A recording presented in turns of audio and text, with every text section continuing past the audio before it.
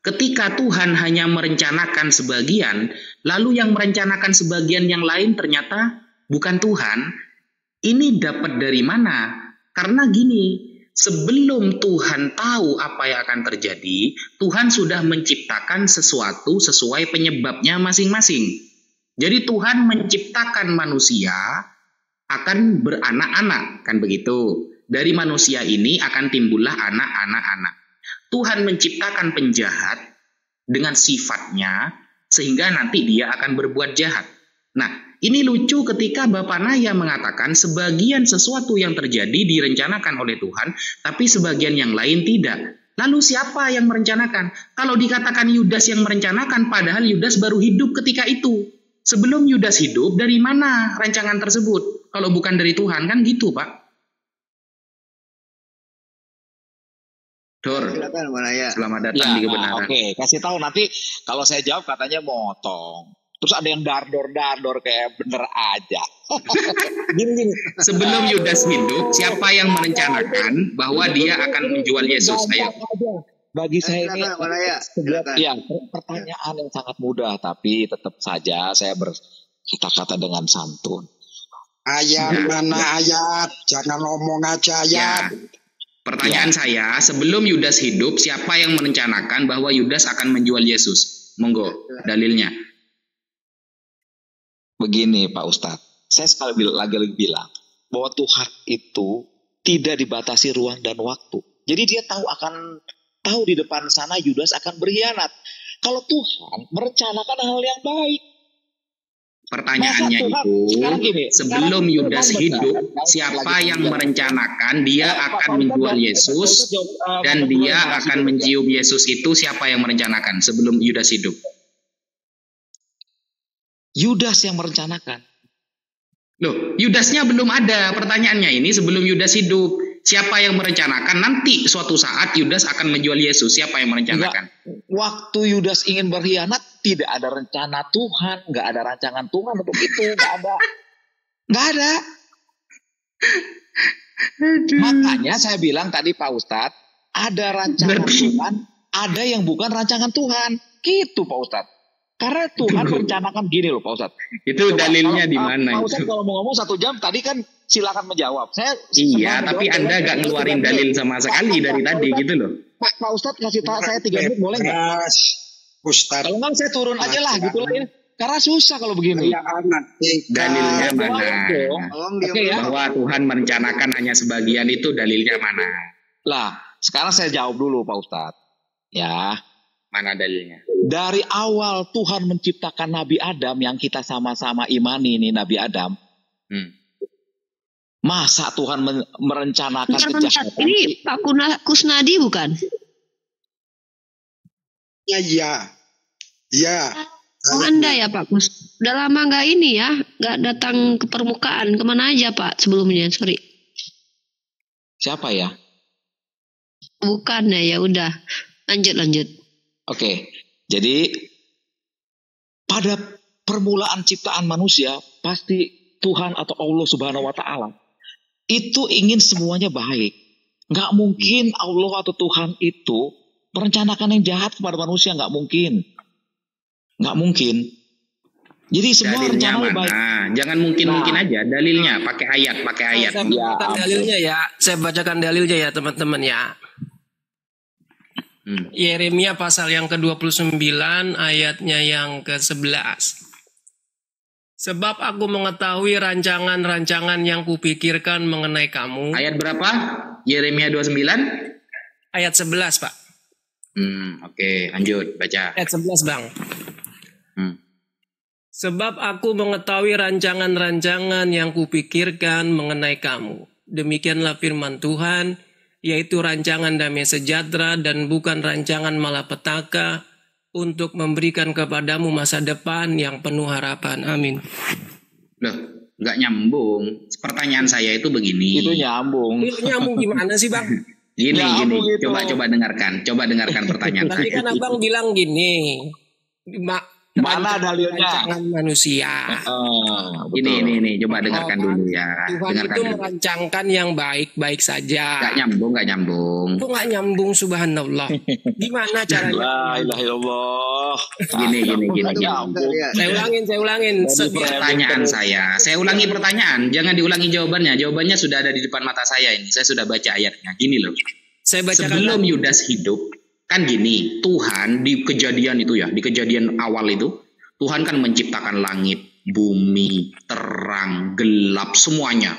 Semuanya diciptakan oleh Tuhan. Sudah. Nah, kemudian saya tanya, sebelum Yudas itu hidup di dunia, sebelum lahir ya, siapa yang merencanakan bahwa dia nanti akan menjual Yesus dengan harga 30 dirham itu? Kalau ternyata jawabannya pakai ini gak nyambung. Karena ini tunggu dulu, santai. Nah, ini ayat ini justru berbunyi begini teman-teman. Sebab aku ini mengetahui rancangan-rancangan apa yang ada padaku mengenai kamu. Demikianlah firman Tuhan, yaitu rancangan damai sejahtera dan bukan rancangan kecelakaan. Nah, kalau ini dilarikan kepada Yudas, berarti Yudas ketika menjual Yesus itu rancangan damai sejahtera. Karena semua rancangan ini semuanya datang dari Tuhan. Kenapa kok saya katakan dari Tuhan? Karena Yesus dan Yudas sebelum lahir ke dunia, Yudas sebelum lahir, Tuhan kan maha tahu. Katanya di awal kata Pak Naya kan Tuhan maha tahu tuh. Apa yang akan terjadi sampai abad keberapa Tuhan itu tahu. Loh, bagaimana Tuhan bisa tahu kalau itu belum dirancanakan gitu loh? Paham nggak sih? Ini kan sebuah statement yang aneh. Emang Tuhan tidak mau tahu, Pak Ustadz? Loh, gini loh Mas. Maknanya sendiri tadi mengatakan kalau Tuhan itu maha tahu. Nah, ketika Tuhan maha tahu apa yang akan terjadi di abad-abad selanjutnya, lalu siapa yang merencanakan Yesus ini akan dijual oleh Yudas? Menurut Pak Naya, Tuhan maha tahu kan? Kan kita sudah tahu semua. Ngapain kalimat itu dibikin sebuah kayak bot gitu? Ya kita tahulah Tuhan maha tahu. Ngapain, nggak usah diulang lagi. Ya iyalah, Tuhan maha tahu. Nah, karena Tuhan maha tahu, pengetahuan Tuhan itu tidak akan muncul dari sesosok Tuhan tanpa sesuatu itu sudah terencana gitu loh. Saya kalau tahu bahwa besok adalah hari ujian nasional, berarti saya saat itu juga tahu bahwa di tanggal tersebut para pemerintah sudah merencanakan akan adanya ujian nasional. Mustahil saya tahu besok ada ujian, tapi ternyata belum tanggal ujian, itu mustahil. Nah, ketika Tuhan tahu bahwa di abad selanjutnya akan terjuallah orang yang bernama Yesus oleh Yudas, maka tidak mungkin itu diketahui oleh Tuhan tanpa kejadian itu sudah direncanakan gitu loh. Paham nggak sih? Enggak. Masa sesuatu yang belum direncanakan mau diketahui? Tahu dari mana Tuhan? Belum direncanakan, Dor. Sangat paham lah Pak Ustadz. Ya ampun, kami sangat paham. Makanya gini. Ya, berarti Yesus dijual oleh Yudas itu adalah rencana dari Bang Naja, Tuhan. Begitu, jangan terlalu saudara. panjang durasinya. Kita nggak tahan. Soalnya kita laki-laki lemah semua kami sini pakai obat kuat. Iya betul.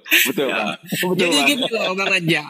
Di kekristenan ini, kami itu mempunyai pemahaman bahwa sesungguhnya Tuhan yang kami sembah itu adalah Tuhan yang merancangkan segala sesuatu itu. Apapun hal-hal itu yang menimpa manusia itu semuanya rancangan-rancangan yang mendatangkan damai sejahtera. Nah, beda jawabannya sama Pak Naya berarti ini. Pak Naya tadi bilang yang terjadi pada Yudas itu bukan dari Tuhan. Bang Naja santai, saya ikutin dari tadi di sini kok. Nah, kalau Tuhan kami itu tidak merancangkan segala sesuatu yang mendatangkan malapetaka, tetapi justru mendatangkan damai sejahtera. Malapetaka siapa yang bikin? Manusia. Erosi siapa penyebab erosi? Bentar, saya bisa tunjukin data. Kalau Tuhan yang mematikan dan menghidupkan dan mendatangkan itu Tuhan. Saya kasih datanya ya. Baru bisa buka. Saya bawa data juga unik. Oh iya. Mungkin di situ clear dulu ya Pak Bang Naja ya. Kita clearin dulu di situ posisi kami di Kristen ini berangkat daripada Yeremia 29 ayatnya yang ke-11. Betul, setuju itu. Amin. Apa dia ngikut-ngikutin Ustadz Wafi? Lanjut. Coba antum buka ya. Coba antum buka. Makanya kalau baca Bible itu dari kejadian sampai Wahyu, saudara. Bang Nafi, silakan Bang Nafi. Ya, kalau baca Bible itu dari kejadian sampai Wahyu, jangan dipotong-potong gitu loh. Enggak, saya akan jawab apa yang sama Ustadz Wafi ya. Gini loh, Bang Cha sama Pak Naya, saya sama Ustadz Wafi. Tolong dulu, sabar dulu. Sabar. Oke, kita pakai data. Silakan Karifan. Ya, di sini gini, kalau tadi kalian mengatakan bahwa rancangan Tuhan itu membawa kedamaian, tapi di sini kalau kita lihat dalam Ulangan pasal 32 ayat 39, lihatlah sekarang bahwa akulah dia, tidak ada Allah kecuali aku. Akulah yang mematikan dan yang menghidupkan. Aku telah meremukkan, tapi akulah yang menyembuhkan, dan seorang pun tidak ada yang dapat melepaskan dari tanganku. Satu itu ya. Satu, yang kedua, Sebentar Kak Rifa, Ulangan pasal berapa? Kita pelan-pelan aja, kita enak main kayak lagu Saya tambah unik. Saya tambah unik. Tambahin Ustaz. Tambahin yang banyak. Tambahin Ustaz. Ini ya, kalau nanti diasumsikan bahwa Tuhan itu hanya merancangkan sesuatu yang baik, ternyata tidak juga, teman-teman. Kalau kita lihat di dalam satu raja-raja, ya, satu raja-raja. Pelan-pelan ya Bang Rafi, jangan kayak gadis micet ya. Ya, satu raja-raja 22 ayat ke-22. Ayat yang keberapa Bang Nafi? Satu raja-raja 22 ayat ke-22. Ayat 22. Apa tuh katanya? Nah, di ayat 21-nya ini jangan baca satu ayat aja ya. Artinya harus satu perikop. Biar kita jelas ya. Dengarkan dulu, jangan ngoceh dulu. Enggak, saya cuma mengingatkan Bang Nafi. Di satu Raja-Raja 22 ayat ke-21-nya dikatakan begini. Kemudian tampillah suatu roh, lalu berdiri di hadapan Tuhan. Ia berkata, aku ini membujuknya.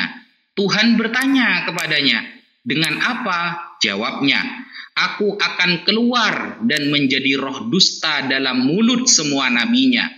Ia, Tuhan berfirman, biarlah engkau membujuknya dan engkau akan berhasil pula. Keluarlah dan perbuatlah demikian. Karena itu sesungguhnya Tuhan telah menaruh, ini ya, di ayat 23-nya lebih jelas lagi. Karena itu sesungguhnya Tuhan telah menaruh roh dusta ke dalam mulut semua nabimu. Nah, sebab Tuhan telah menetapkan untuk menimpakan malapetaka kepadamu, Jediar. Jadi, malapetaka itu dari Tuhan. Yang naruh roh dusta kepada nabi itu Tuhan. Dan nabi iblis itu akan mempersembahkan kesesatan kepada orang. Dan dia akan berhasil karena disetujui oleh Tuhan. Berarti Tuhan pun juga nyuruh iblis masuk ke dalam mulut-mulut nabi palsu. Dan dia akan menyesatkan banyak orang. Dan dia akan berhasil karena telah diizinkan oleh Tuhan. Jadi kalau mengatakan rencana Tuhan itu baik semua, ini ternyata tidak, saudara. Gitu loh. Saya tambahin 1 Samuel ayat 2, 1 Samuel 2, 6 sampai 8 ya. Kamu denger ini. 1 Samuel 2, 6 sampai 8. Tuhan mematikan dan menghidupkan. Ia menurunkan ke dalam dunia orang mati dan mengangkat dari sana. Tuhan membuat miskin dan membuat kaya. Ia merendahkan dan meninggikan juga. Ia menegakkan orang yang hina dari dalam debu dan mengangkat orang yang miskin dari lumpur. Itu kan sama juga dengan 99 bersama-sama dengan para bangsawan dan membuat dia memiliki kursi kehormatan sebab Tuhan mempunyai alas bumi dan di atasnya dia menaruh daratan. Ini sifat Tuhan. maha. Mana mahanya Yesus? Jawab dulu ya, Bang Wong, biar dijawab dulu. Monggo. Ayo. Ya Bang Naya, tunjukkan aksimu Bang Naya. Oke. Jadi begini. Asik nih gurih. Yeremia itu tadi sudah jelas benar. Alkitab berkata iya dan amin selalu. Jadi Tuhan punya rancangan yang baik. Tetapi kalau ada rancangan-rancangan nabi-nabi ataupun raja-raja yang jahat, Tuhan pasti menghukum. Ingat, Tuhan itu bukan satu aja punya sifat untuk menjalankan rancangannya. Wujud gila baku mukuli petulam disi dan segala macam. Tuhan itu juga selain maha adil, maha besar, maha kasih, tapi dia juga akan tegas dengan keadilannya. Jadi untuk nabi-nabi, raja-raja yang jahat, Tuhan akan menghukum. Lalu cara Tuhan menghukum orang itu, tujuannya apa? Tujuannya rancangan Tuhan supaya dunia ini jadi baik, manusia jadi baik. Untuk hal itu Tuhan akan menghukum. Ketika kita ingin merdeka aja, ada orang-orang yang berkhianat dihukum. Dihukum sama atasannya, sama masyarakatnya. Jadi Tuhan juga sama punya sifat yang adil. Kamu salah, kamu dihukum. Bagaimana cara Tuhan menghukum? Nggak nyambung ini. Nggak nyambung, sorry. Enggak, tapi bentar. Sekarang saya jawab dulu biar jelas. Jawaban Bang Naya ini memverifikasi bahwa betul ternyata Tuhan merancang kejahatan juga. Anda sudah menjawabnya, menjelaskan asbabnya kenapa gitu loh. Enggak. Tuhan bukan merancang kejahatan. Rancangan Tuhan tuh manusia adalah rancangan yang besar. Rancangan sepanjang masa. Tetapi jika di perjalanan dalam Tuhan merancangkan rancangan yang baik buat manusia, ada raja atau ada nabi sekalipun yang ingin menggagalkan rencana Tuhan yang baik dan benar itu, maka Tuhan akan menghukum. Jadi jangan sepenggal. Gimana sih nggak nyambung ini? Itu yang ayatnya tadi berbunyi Tuhan yang menaruh roh dusta ke mulut para nabi. Ini ayatnya berbunyi Tuhan yang naruh roh dusta. Nah itu Tuhan lagi sedang ingin menghukum. Lagi gabut ya Tuhannya guys. Bukan. Karena di dalam perjalanan Tuhan dalam merancangkan kebaikan buat manusia, iblis ingin menggagalkan juga. Manusia juga ada yang berontak terhadap Tuhan. Lah Tuhan akan menghukum itu.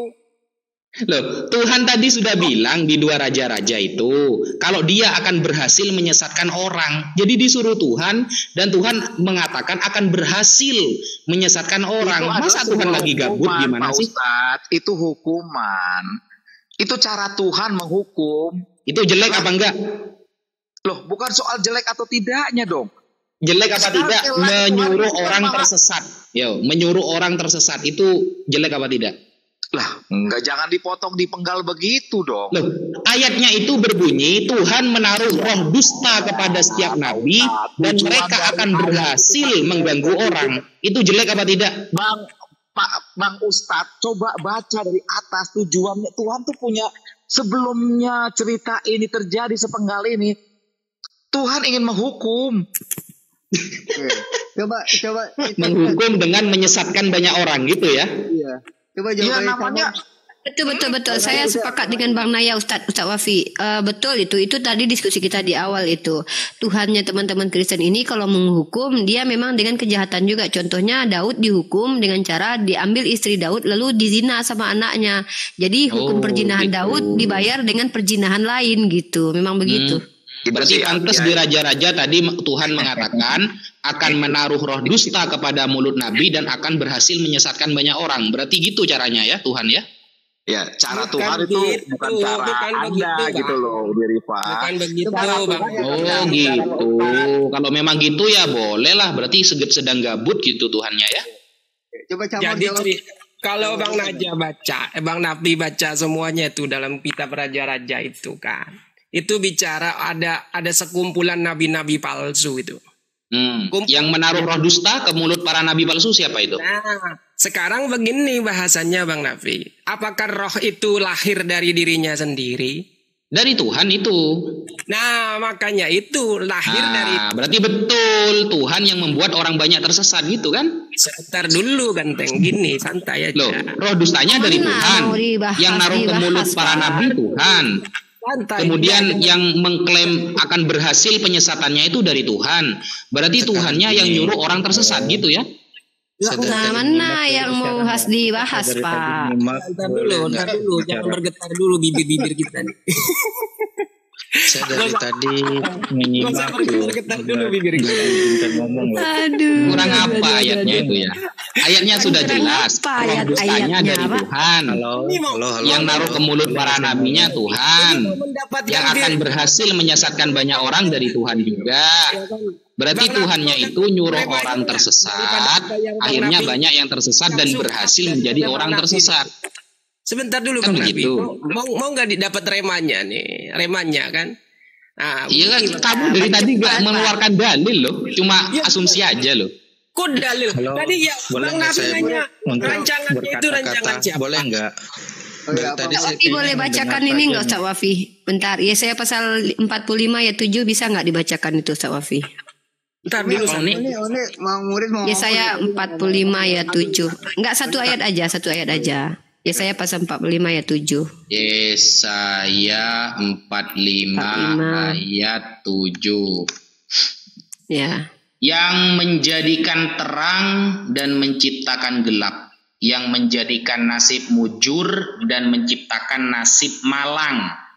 Akulah Tuhan yang membuat semuanya ini, jediar.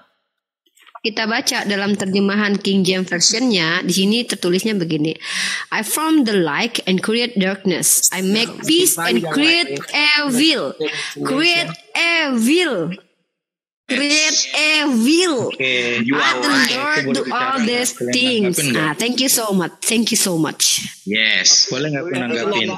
Kenapa No mau what, Boleh nggak aku no what. nanggapin dari tadi kayaknya nggak dikasih nanggapin ya. Ya, silakan. Jadi sekarang dari semua yang kalian bahas ini intinya adalah apa? Kalian mau menyudutkan bahwa Allah yang kami sembah itu adalah Allah yang membuat kejahatan. Nah, pertanyaannya adalah apakah Allah yang kalian sembah juga yang dimana percaya kepada Musa mulai dari Adam sampai ke Isya yang dimana semuanya itu adalah menyembah Allah yang sama, berarti kalian sama menyetujui Allah yang kalian maksud itu. Bukan Bang, nggak nyambung ini. Lo nggak nyambung dong. Ini kalian kan menuduh Kita kepada itu sedang menanggapi ungkapan Pak Naya yang mengatakan Tuhan itu hanya menciptakan yang baik. Padahal banyak ayat-ayat Tuhan menciptakan nasib gak mujur. Ya, Tuhan menciptakan roh dusta. Tuhan mengizinkan kesesatan terjadi.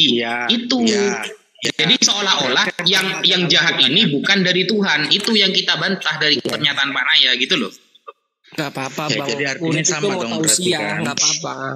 Ayo Pak Bang Murid kasih. Ya, jadi maksud saya artinya nasihat malam. kalian Bagus. sudah mengutip semua dari Taurat, Zabur, dan kitab-kitab oleh para nabi-nabi Israel, yang dimana semuanya itu adalah juga yang dikutip oleh semua Al-Quran. Ya, jadi artinya apa? Kepada Allah yang satu, Allah yang sama, Allah yang ahad, Allah yang esa gitu.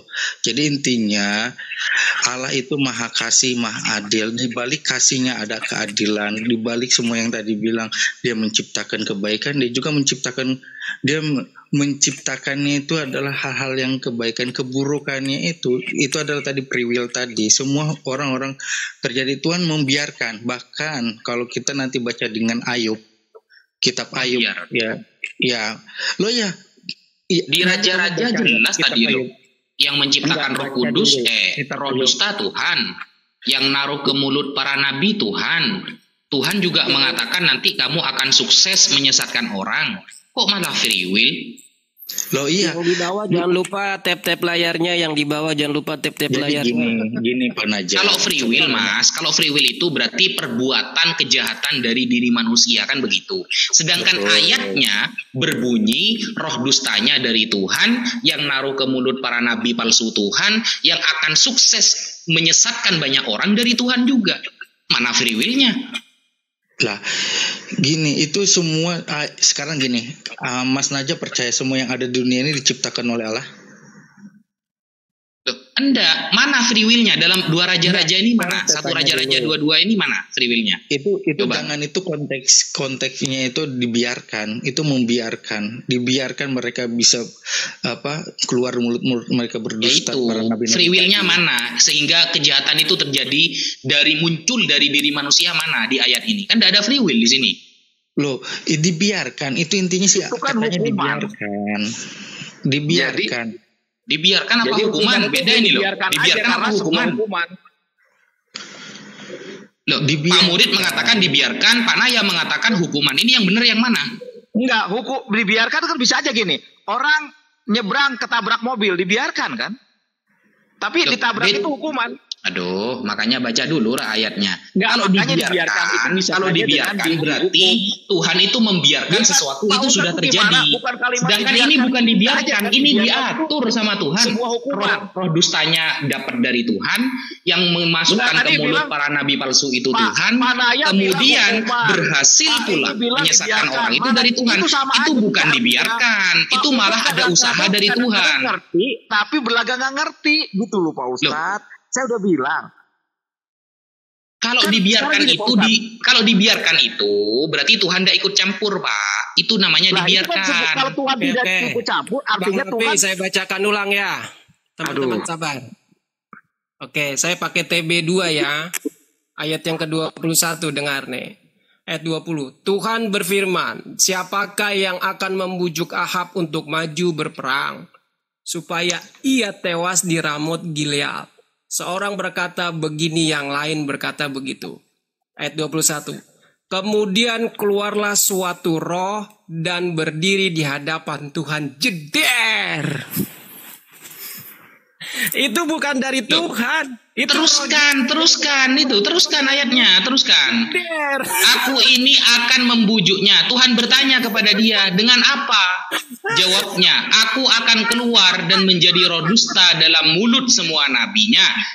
Ia berfirman, Tuhan berfirman, biarlah engkau membujuknya dan engkau akan berhasil. Nah, ini berarti ada usaha Tuhan untuk memberhasilkan penyesatan tersebut. Andaikan Tuhan menjawab tidak berhasil, berarti itu ada usaha. Nah, ini ternyata Tuhan yang membuat berhasil gitu loh. Pak Ustadz, Berarti bukan Pak dibiarkan, berarti Tuhanlah Pak Ustadz, yang saya mau menciptakan nanya nih, Pak Ustadz. kesuksesan dari roh-roh dusta tersebut, saudara. Saya mau nanya deh, Pak Ustadz, boleh kan? Saya nanya. Loh, ini dulu jawab. Nih, Sesungguhnya Tuhan, ini ya, ayat 23-nya dibaca. Karena itu sesungguhnya Tuhan telah menaruh roh dusta ke dalam mulut semua nabimu. Ini ya kalimatnya ya, ayat 23-nya. Karena itu sesungguhnya Tuhan telah menaruh roh dusta ke dalam mulut semua nabimu. Ya, sebab Tuhan telah menetapkan untuk menimpakan malapetaka. Malapetakanya dari Tuhan, roh dustanya ditaruh oleh Tuhan. Berarti yang membuat tersesat dan orang menjadi tersesat dan orang terkena malapetaka adalah Tuhan, saudara. nah makanya Iya, saya udah tuh. bilang tadi Sebentar, bahwa Bang itu Naya, hukuman Sebentar, Bang bagi Naya. orang-orang yang berdosa. Tetapi itu tidak akan merubah rancangan Tuhan buat seluruh umat manusia. Itu personal. Katanya kamu kalau hal jelek bukan dari Tuhan, gimana? Loh, itu emang bukan dari Tuhan. Ini dari Itu Raja, hukuman. ayat Loh, 21. ini roh dustanya gimana? Tuhan yang menaruh roh dusta ke dalam semua Bang mulut Nafi, nabi. Bang Nafi dengerin nih. Katanya kalau perkara buruk itu dari orang manusia. bukan dari Tuhan. Hukuman itu Ternyata dari yang naruh Tuhan. roh dusta ke mulut Nabi Hukuman ternyata itu dari Tuhan. Tuhan. Hukuman itu Kemudian dari itu Tuhan. berhasil Hukuman penyesatannya. itu dari Kemudian Tuhan. malapetakanya itu ditetapkan oleh Astaga, Tuhan. Ya, jadi Ini ya, Tuhannya hukuman itu gabut dari atau Tuhan. gimana? Baru kan nggak satu-satu. Nih, kemudian keluarlah suatu roh dan berdiri di hadapan Tuhan. Ia berkata, akulah yang akan membujuknya. Tuhan bertanya kepadanya, bagaimana caranya? Itu setan itu mau berhadap-hadapan sama Tuhan. Lalu dia akan datang untuk menaruh roh dusta kepada nabi-nabi. Pada saat Yang menaruh roh dusta siapa? yang mengizinkan itu. Jadi misalkan gini. Yang menaruh roh dusta siapa ke mulut Nabi itu? Ya dia datang sendiri. Ayat 23-nya baca Dul. Karena itu sesungguhnya Tuhan telah menaruh roh dusta ke dalam mulut semua nabimu. Yang naruh Tuhan. Pret. Jadi gini Pak Ustadz. Gor. Itu adalah hukuman Yang Tuhan. naruh itu Tuhan. Iya. Dan dia akan berhasil Kalau itu Tuhan karena sudah izin menghukum, Tuhan. kita jangan Karena bilang Tuhan kalau telah Tuhan- menetapkan untuk menimpakan malapetaka. Malapetakanya juga dari Tuhan. Gimana Tuhan ini kok gabut gini sih? Itu adalah sebuah hukuman Pak Ustadz. Hukuman memang seperti itu. Hukuman katanya. Hukuman Bukan- katanya bukan- tadi kalau bukan perkara buruk rancangan, bukan dari hukuman. Tuhan. Lain dong. Giliran Nah, hukuman Pak kalau Ustadz perkara kan buruk ngerti berarti dong, dari mana Tuhan. hukuman, Kok udah mana rancangan konsisten? yang baik. Lain. Kita begini Pak Ustadz. Kita punya Berarti anak. Tuhan supaya itu kalau kita punya menghukum anak itu yang dengan cara cara anak menyesatkan kita menjadi manusia anak gitu yang ya, baik. bukan malah disuruh Menjadi tobat. insinyur atau menjadi dokter yang baik. Tapi di perjalanannya kita kadang-kadang kita hukum dia. Bahkan kita sabet dia. Berarti kamu bapak yang jahat dong. Kamu katanya punya rencana yang baik buat anak kamu supaya jadi insinyur, supaya jadi dokter. Kok kamu pukul anak Kok kamu? malah insinyur sama Anak kamu- dokter contohnya agak nyambung Dul. Gimana Bukan, sih? artinya ini rancangan. Seorang tua. Orang tua itu Dul. bisa mewakili Tuhan. Dul, Rancangan ini orang malapetaka tua itu kita baik apa buat enggak bro? kita itu jadi baik. Mana ada Tuhan atau orang tua yang merancangkan yang jahat. Tetapi di perjalanan. Oh, berarti kalau ada orang tua menaruh roh dusta ke mulut anaknya agar anaknya terkena malapetaka itu baik, betul? Itu bukan sama satu kasus miskin, bukan. Selamat datang di kebenaran. Loh, bukan. Kan ada cara-caranya Tuhan yang kamu nggak ngerti. Gini, Ya, saya sekarang nanya coba deh. anak kita Ini, dikasih saya roh nanya deh dusta, sekarang. lalu Biar- anak kita biar dapat tertimpa pencerahan nih, Pak malapetaka. Ustadz. Bagus apa enggak Saya itu? mau nanya supaya Pak Ustadz dapat pencerahan, mau nggak? Saya nanya, boleh nggak? Boleh nggak saya nanya? Aduh. Itu Pak Ustadz, saya jawab mau nanya dulu. nih, kalau Tuhan nih Pak Ustadz, kalau Tuhan mau kita itu percaya sama Allah semua, bisa nggak? Tuhan percaya sama Allah semua gimana sih pertanyaannya kok Kalau mulai kita ini mumet? kita nih, aduh, kalau kita ini suruh semua umat manusia percaya sama Allah, kita ini, semualah, mau orang Buddha, orang Kristen percaya sama Allah, bisa nggak membuat itu? Jawab boleh nggak? Apa ini pertanyaannya sih udah nyambung? Saya paham, saya ini boleh saya nggak? mau kasih pencerahan. Coba Cak Wafi, saya sedikit. Boleh nggak saya masuk? Lanjut. Nah, kalau Bang Naya bertanya tentang Tuhan kami sudah memberitahukan dalam Al-Quran. Mudah saja bagiku ingin menjadikan kalian satu umat saja, tapi aku hendak menguji apa yang ada pada diri kalian. Itu ada dalilnya. Artinya Tuhan kami punya kehendaknya pasti terpenuhi.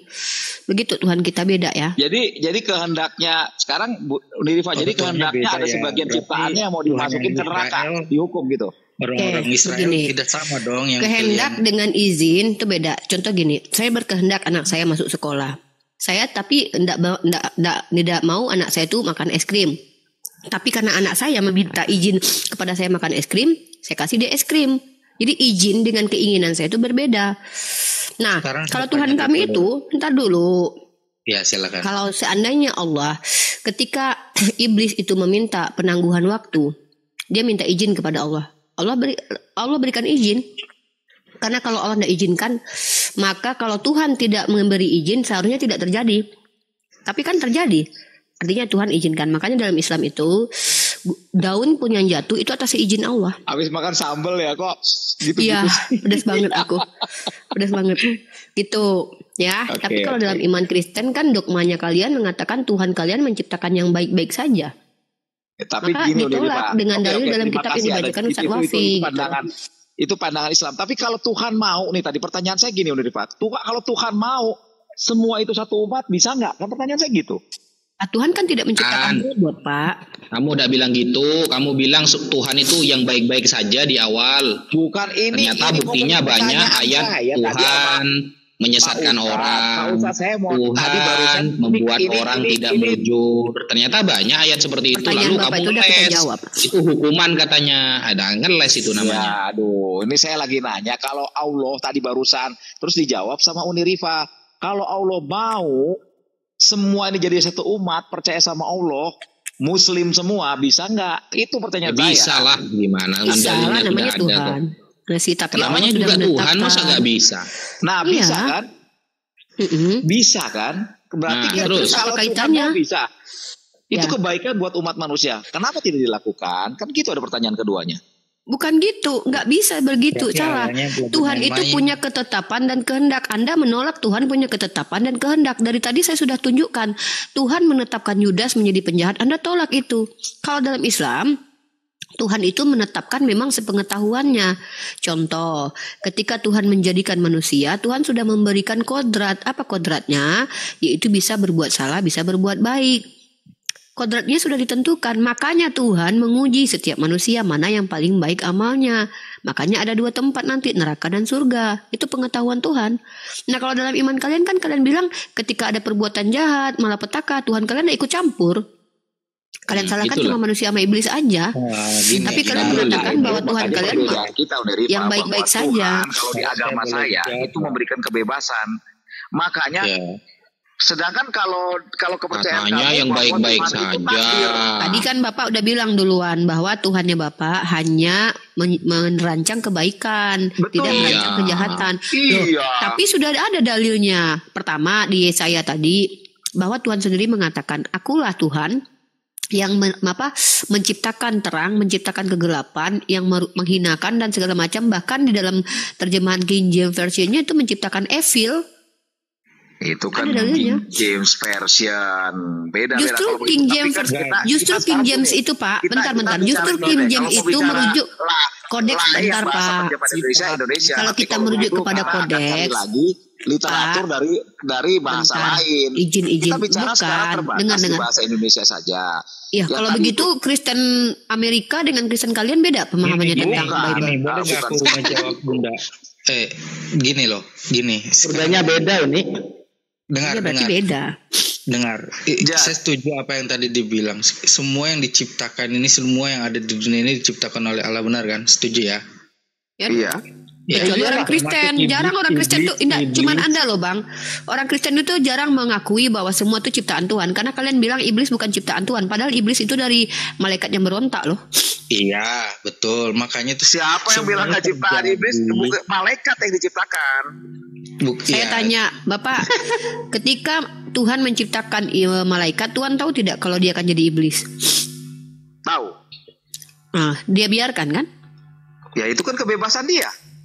Iya, makanya itu ada kausalitas. Anda paham tidak Iya kausalitas makanya sebab kebebasan akibat? sekali lagi. Ini Kan saya agama nih, kami Pak, ini saya nih, ini menjunjung tinggi contohnya. kebebasan. Bentar dulu. Saya bikin mobil, tiba-tiba mobilnya rusak, ada orang mati ketabrak. Kira-kira saya salah nggak itu? Mobil rusak saya biarkan beredar di jalan. Ya salah kalau Saya kan mobil biar rusak. Mak. salah. Sama Tuhan begitu juga Tuhan Anda. Enggak Ketika lah, Tuhan Anda menciptakan Tuhan manusia, sempurna. Malaikat itu sempurna, tapi dia dikasih kebebasan. dia malaikat berontak. sempurna, malaikat sempurna. Kesempurnaan malaikat itu bisa menjadikan dia sebagai Lucifer. Sempurna nggak itu? Bisa karena dia pun diberi kebebasan. Yang menjadi Lucifer itu sempurna. Iya, dia diberi kebebasan. Kebebasan itulah yang membuat dia jadi sombong, congkak gitu. Iya, gini loh Pak. Berarti Ketika salah dalam Tuhan, suruh siapa Tuhan dikasih sudah kebebasan? menakdirkan Iya. kayak umat Muslim bilang sudah ditakdirkan. Enggak, oke lah, atau gini deh, saya ganti Kenapa pertanyaannya. manusia tidak ditakdirkan aja enggak. menjadi umat yang soleh dan Kalau soleha dalam semua. Islam itu ada Sehingga dalil semua, Pak. Umat manusia masuk surga. Enggak gini, saya mau tanya.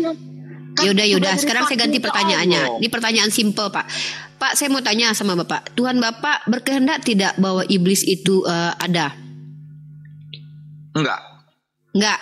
Tapi iblis ada kan? Ada. Artinya kehendak Tuhan Bapak tidak bisa dipenuhi dia kan? Macam mana Bapak berdoa kepada Tuhan yang kehendaknya sendiri tak mampu dia?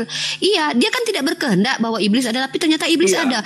Tuhan Anda berarti Tuhan yang tidak mampu memenuhi kehendaknya. Kenapa? Dia tidak mau ada iblis, tapi tiba-tiba Tuhan mau, tapi kalau Tuhan memberi kebebasan. Tapi dia tidak berkehendak kalau iblis ada. Tapi dia iblis ada. Kamu bilang tadi sama aja dengan Unirifa bilang diizinkan dan takdir. Beda Pak. Izin sama kehendak itu beda Pak. Gimana sih? Beda. Nggak saya tanya nih, ini. dalam kan Bapak sudah bukan kita gitu.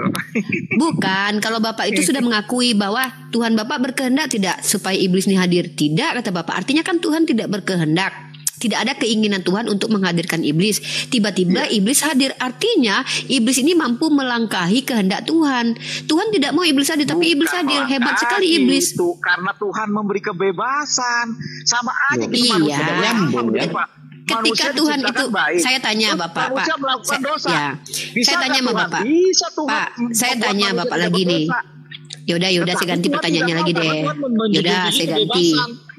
Ketika Tuhan meletakkan kebebasan, ketika Tuhan meletakkan kebebasan pada iblis, Tuhan tahu tidak bahwa malaikat yang diberikan kebebasan ini akan jadi iblis?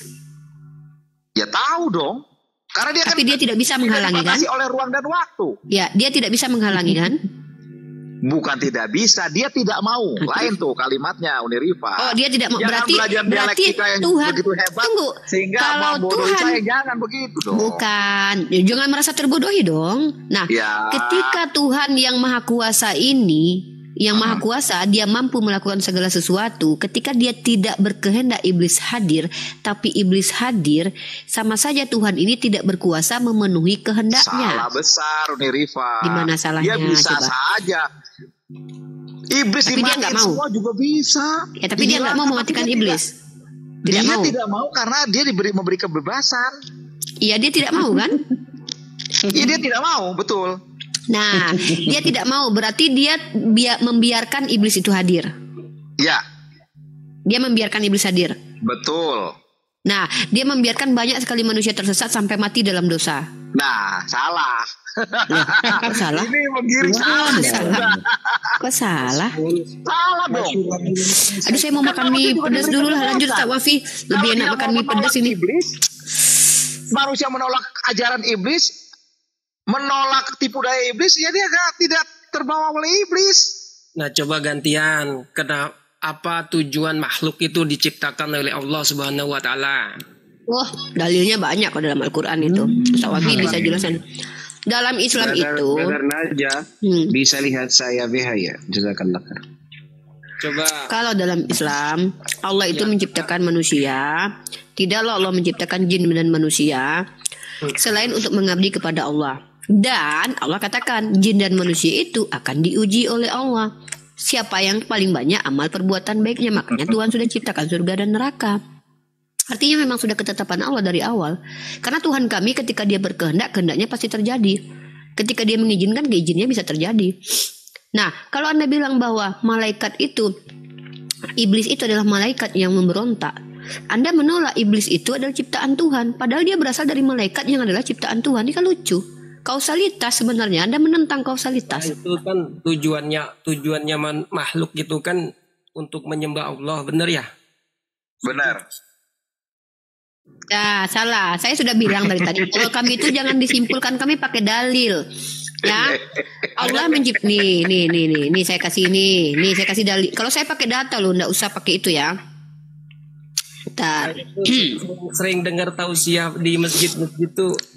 Kenapa tuh ahli ibadah tuh tahu kok suruh ngabdi kepada Bentar dulu, kalau kami itu ada dalilnya semua, tafsir ayat bi ayat, ada penjelasan ayat dengan ayat lain jelas.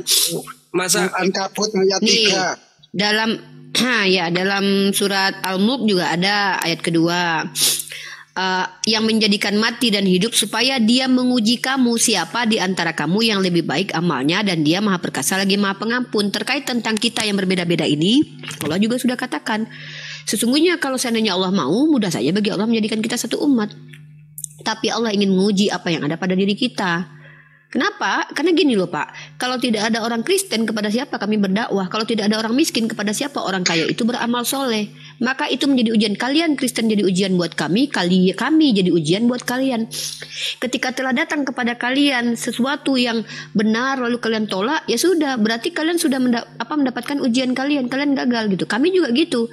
Ketika kami berhadapan dengan orang yang tidak mengenal Allah dan kami tidak perkenalkan, dengar dulu. Yang diberikan kepada iblis dari Allah Subhanahu wa taala. Yaitu menyembah bersujud hormat kepada Adam dan dia menolak itu. Jadi tunggu dulu, jangan lari-lari sedikit dulu, belum ibadah itu tidak mau sujud kepada Adam. Pak, justru orang berilmu ujiannya itu paling besar dan paling kuat. Kenapa? Justru kenapa dia diberikan ujian yang paling kuat, paling besar, supaya dia tidak merasa sombong dengan keilmuannya, Pak. Dalam Islam itu Allah memberikan, jangan lompat-lompat dulu. Kok boleh? Kami laki-laki nggak bisa durasi panjang. Kok boleh? Bukan masalah boleh tidak boleh. Allah sudah memberikan kodrat, Allah sudah memberikan natur. Naturnya Adam itu adalah bisa salah, bisa khilaf. Dalilnya ada di Al-Quran. Nah, naturnya malaikat itu mereka selalu patuh dan tunduk kepada Allah. Makanya tidak ada malaikat berontak dalam Islam. Naturnya jin itu adalah juga bisa patuh, bisa tunduk. Makanya ada jin kafir, jin muslim. Dalam Islam itu Allah memberikan kodrat makanya Allah katakan, Allah menciptakan dengan kodratnya, dengan ketentuannya, dengan naturnya. Sudah berikan. Naturnya manusia itu bisa memilih mana baik, mana buruk. Iblis. Nah, bisa begitu. Saya bicara iblis. Iblis itu adalah gelar dari kalangan jin yang dia juga bisa disebut sebagai setan. Jadi gini Pak ya, Azazil namanya. Bentar dulu, saya ini kalau lagi ngomong gini tuh dipotong-potong, sabar dulu. Nah, kalau di dalam panjang, kami laki-laki itu nggak bisa panjang. Kalau Anda bertanya lebih pendek jawaban saya itu salah. Kenapa? Yang namanya penjelasan tentu lebih panjang daripada pertanyaan, Pak. Gimana sih ini? Nah, dalam Islam itu Tuhan itu meliputi segala sesuatunya. Apapun yang terjadi itu sepengetahuan Tuhan. Kalau Allah tidak izinkan maka tidak terjadi.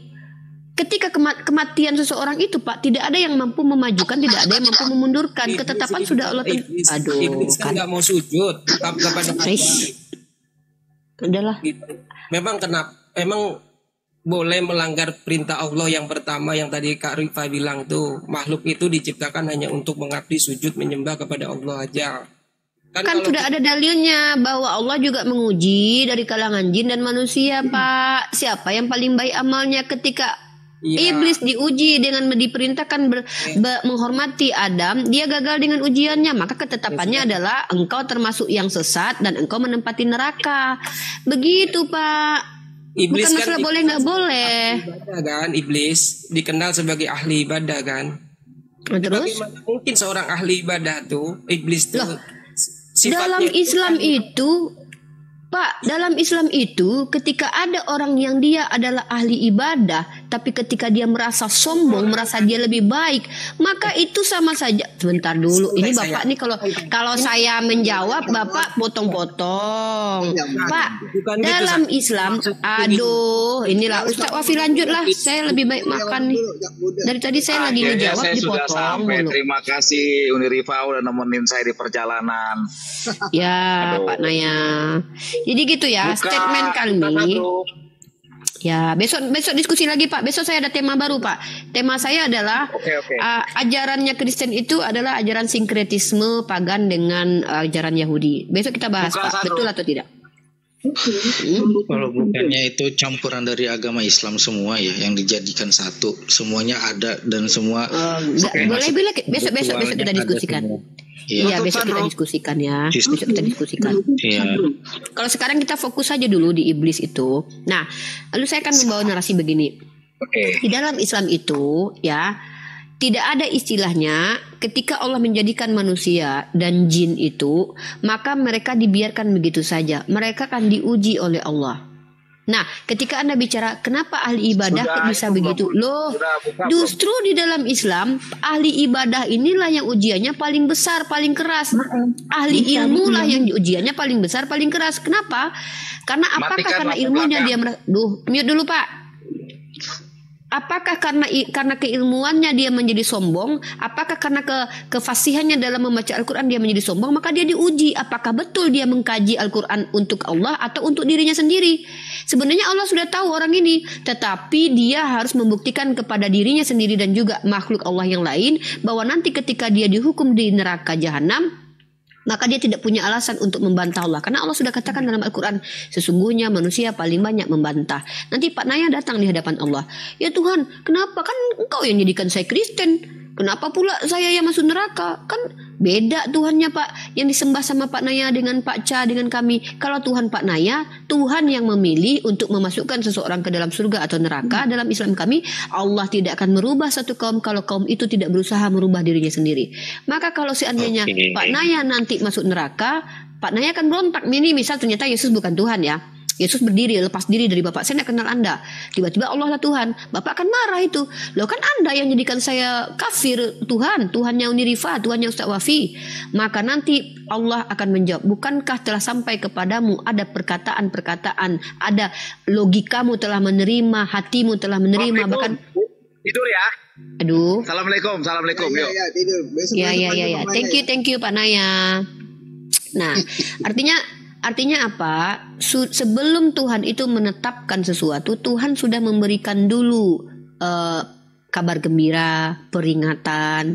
Makanya ada dalilnya di Al-Quran Pak. Wa basyiril ladzina amanu wa amilus solihati annalahum jannatin tajri min tahtihal anhar. Berikan kabar gembira kepada orang beriman dan beramal soleh. Ingat Pak, perintahnya cuma 2 Pak. Kau beriman dan beramal soleh. Perintahnya baik kok. Beriman kepada Tuhan yang benar dan beramal soleh. Maka kau dapat jannah. Nah Bapak nggak mau, jangan berharap jannah lah. Kan Bunda, begitu. Kenapa Bunda sangat terganggu dengan menganggap kami itu menyembah kepada... Ntar dulu Mas Ca, aku dari tadi nggak ngomong nih. Aku dari tadi nggak dikasih ngomong loh. Saya udah 2 jam ngikutin dengar loh. Ngomong-ngomong saya diem dulu. Ya silakan. Iya, jadi saya terkadang bingung dengan yang tadi disampaikan, bicara dengan Tuhanmu berbeda dengan Tuhanku, sedangkan kalian menganggap Tuhan Musa, Tuhannya Ibrahim, Tuhannya Daud, Tuhannya Isa, yang kalian katakan itu adalah Tuhannya kalian juga gitu kan, benar ya? Oh iya betul, Tuhan para nabi adalah Tuhan kami. Tuhan Anda bukan Tuhan para nabi, karena nabi-nabi tidak ada yang menuhankan manusia Pak. Oh salah. Jadi pandanganmu, pemahaman berarti salah. Jadi kami menyembah kepada Tuhan yang disembah oleh Yakub, oleh Ibrahim, Ishak dan Yakub. Siapa Tuhan yang disembah Yakub? Yesus bukan? Elohim Yahweh. Bukan Yesus atau bukan? Yesus adalah utusan yang menjadi kurban sempurna, yang itu adalah firman Yahweh itu sendiri. Ini Anda Unitarian. Anda Yesus itu siapa? Yahweh itu sendiri yang mendapatkan posisi dia adalah firman. Artinya apa? Itu adalah bagian dari Allah itu sendiri yang menjadi manusia. Kenapa dia harus jadi kurban? Tuhan itu adalah mula dari pada seru ini yang ada di lanjut Sawafi. Saya makan dulu. Jadi intinya daripada Isa Al-Masih atau Yesus itu, tujuannya itu hanya jadi kurban untuk menggenapi daripada kurban-kurban yang dilakukan oleh para nabi-nabi sebagai peringatan bahwa Allah mengasihi manusia dengan mengampuni manusia itu dengan darah yang diberikan kurban di taman. Sudah. Tar dulu. Panjang panjang loh, dari tadi saya dengar loh. Aku nggak ada. Oke, enggak apa-apa. Kalau belum enggak apa-apa, lanjut. Ya, tar dulu ya kan. Nah, jadi ini tuh penggenapan yang kami sembah adalah kepada Allah yang Esa, Allah yang Ehad, ya, adalah Allah yang satu itu, dan yang dimana pribadinya dinyatakan kepada Isa Al-Masih, yang dinyatakan siapa yang percaya kepadaku maka dia percaya kepada Bapa yang mengutus aku, itu Elohim Yahweh. Jadi kami itu menjadi perantaraan. Yesus adalah menjadi perantaraan kami kepada Bapa yang Esa itu. Jadi bukan kami mentuhankan adalah manusia, tapi roh atau firman Allah yang menjadi manusia itu, yang suci adanya, dan dia taat kepada perintahnya sampai kepada tujuan janji Allah, dia menjadi kurban, dan akhirnya dia kembali kepada tempatnya. Di mana tempatnya? Di surga. Jadi kami tahu, makanya dikatakan dalam Yohanes 14 ayat 1 sampai ke 6. Coba dia dari mana asalnya dia kembali kepada asalnya. Dia menyediakan tempat bagi siapa yang percaya kepadanya. Makanya itulah yang disebut dengan Shiratal Mustaqim. Dialah jalan yang lurus akan menuju kepada surga itu. Itulah intinya, kami tidak menyembah hanya bicara kepada yang tadi Tuhan Yesus, bukan hanya pandangan ke situ. Ketika kami menyembah Yesus, kami menyembah kepada Allah yang Esa, itu Allah yang Ehad, Elohim Yahweh. Sudah? Saya dulu, Bang Naja. Ini ya, murid Al-Masih. Di sini ada saudara Anda, Camor. Anda diskusi dulu, apakah benar Yesus itu cuman utusan? Karena saya kira orang dua ini beda. Anda diskusi dulu, benar Bang Ca. Kalau Yesus itu utusan, bukan Tuhan. Bang Ca, jawab dong. Gini loh, jangan ngaco wong bodoh. Nih, antara utusan dengan Tuhan tuh harus kamu pahamin dulu. Ini kamu harus mengertikan tujuan dia datang ke dunia ini. Makanya itu disebut Al-Masih atau Mesias, atau disebut dengan juga Kristus, yang diurapi, yang diutus untuk ke dunia ini menjadi kurban itu, menjadi keselamatan itu. Ya, ketika dia menyelesaikan semuanya itu, dia mendapatkan hak yang disebut dengan Tuhan itu. Kapan Yesus disebut Yahweh itu gini, kapan? Pak Wong, gini. Ya, monggo. Gini Pak Murid, tadi Pak Murid mengatakan bahwa Yesus ini adalah penggenapan dari persembahan untuk penghapusan dosa di Perjanjian Lama. Nah, ini sangat menarik sebenarnya, karena Yesus ini digambarkan sebagai domba. Di dalam Perjanjian Baru, Yesus itu digambarkan sebagai anak domba Allah. Domba, Yesus kan cowok tuh, berarti dombanya domba Allah, domba cowok ya. Yesus kan cowok tuh. Padahal aturan yang sudah tetap di dalam Torah yang dipakai oleh orang-orang Yahudi, saudara, yang telah ditetapkan oleh Tuhan sendiri, kalau untuk korban penghapus dosa, jika menggunakan hewan, maka hewannya harus domba betina. Coba Anda buka di dalam Imamat 4 nomor 32. Jika ia membawa seekor domba sebagai persembahan menjadi korban penghapusan dosa, haruslah ia membawa seekor betina yang tidak bercela. Ini aturan Tuhan. Ada kalanya pakai kambing, ada kalanya pakai domba. Kalau penghapusan dosanya pakai domba, maka dombanya harus betina. Loh, kalau Yesus menjadi penggenapan, seharusnya Yesus sah, ada tak marbutohnya. Ternyata yang datang Yesus, cowok, berarti dia bukan penggenapan, tapi justru merusak aturan Tuhan yang sudah terjadi di dalam kitab Torah, saudara. Gitu. Salah. Berarti pandangan Bapak hanya ke situ, bukan situ. Yang pertama yang tergoda oleh godaan iblis siapa? Loh, katanya Yesus penggenapan dari domba yang sudah ditetapkan aturannya di dalam Perjanjian Lama. Nah, kalau pakai domba itu harus betina seharusnya. Kok yang datang malah Yesus, bukan Yesusah, gak ada tak marbutohnya? Ayo, cari dulu di Google. Saya tunggu sampai ulang tahun. Hanya itu ayatnya, yakin. Yakin gak itu? Iya, Baca ayo coba. itu. Mana? Kalau untuk penghapusan dosa, kalau pakai domba, itu harus betina loh dombanya. Silakan, Bang. Ayo, mana yang domba jantan penghapusan dosa? Ayo, saya tunggu sampai ulang tahun. Yuk. Sebentar. Camor bantu jawab tuh Camor. Ayo, cari itu kejadian sampai Imamat 1 sampai 7 itu. Imamat 1 tak kasih Saya bocoran. percayakan dulu sama Bang Murid. Saya percayakan dulu sama Bang Murid biar dia puas. Tak kasih bocoran. Imamat 1 sampai 7 itu. Itu penebusan. Kalau lama sekali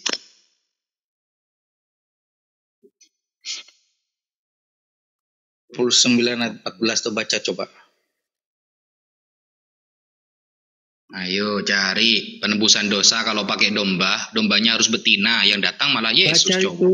Baca kan ada Alkitabnya. Baca dulu Keluaran yang saya baca tadi. Keluaran Yang mana? 29 Mana? ayat 14. Keluaran 20 Keluaran 9 ayat 14. Baca. Keluaran 9 ayat 14. Oke, 29 ayat 14. 29 ayat 14. Oke, kita buka. Ini lembu. Tapi daging lembu jantan. Lembu ini. Yesus kan domba, bukan lembu. Gimana sih? Loh. Baca dulu makanya. Loh, terus baca ini kan ayat tetapi 33. daging lembu jantan itu kulitnya dan kotorannya harus kau bakar habis dengan api di luar perkemahan. Itulah korban penghapus. Ini kan lembu. Yesus kan domba, bukan lembu. Gimana? Loh, ini bicara kurban, binatang kurban itu tidak bicara hanya. Loh, Yesus ini lembu apa domba? Tidak bicara kambing, lembu, domba, kambing. Nah, cuma itu adalah perumpamaan kepada Nah, perumpamaannya salah Tuhan berarti. Seharusnya inilah Yesus sebagai lembu, anak lembu Allah kan gitu seharusnya. Kok malah pakai domba? Kan Tuhan salah ngucap berarti. Masa Tuhan lagi gabut? Gimana sih? Nanti coba baca di Ibrani penggenapannya, lihat nih. Loh, Yesus itu perumpamaannya domba apa lembu? Kan domba toh. Kalau pakai domba, aturan yang sudah ditetapkan oleh Tuhan di dalam Torah Musa, di Imamat 4 nomor 32 saudara, itu tertulis dombanya harus betina. Kalau lembu memang jantan, kalau domba pakai betina. Ternyata yang datang Yesus saudara. Bukan lembu itu. Nah, mau tahu kenapa itu digambarkan juga ada betinanya? Bawalah juga betina. Itu kamu baca dulu baik-baik, Pak Ustadz. Ya, ayo dibaca baik-baik. Kenapa? Baca ulang dulu baik-baik. Ya, jika ia membawa seekor domba sebagai persembahan menjadi korban penghapus dosa, haruslah ia membawa seekor betina. Nah, sekarang Yesus betina apa jantan? Dengar, itu 2 ekor yang dibawa, bukan 1. Hendaklah itu coba pahami bahasanya. Mana? Ayat yang mana? Yang dibawa itu sepasang, bukan cuma hanya 1 domba, sepasang. Mana ayatnya? Ya tadi coba baca yang tadi yang Bapak Ustadz tadi baca tadi. Loh, di sini 1 loh. Jika ia membawa seekor domba sebagai persembahan menjadi korban penghapus dosa, haruslah ia membawa seekor betina yang tidak bercela. Ya, jadi itu harus ada sepasang yang dibawa. Kok sepasang? Mana ada ayat sepasang? Pahami itu bahasa. Pahami mana? Coba buka ayatnya, coba buka. Aduh, gimana? Jangan ngarang-ngarang lah.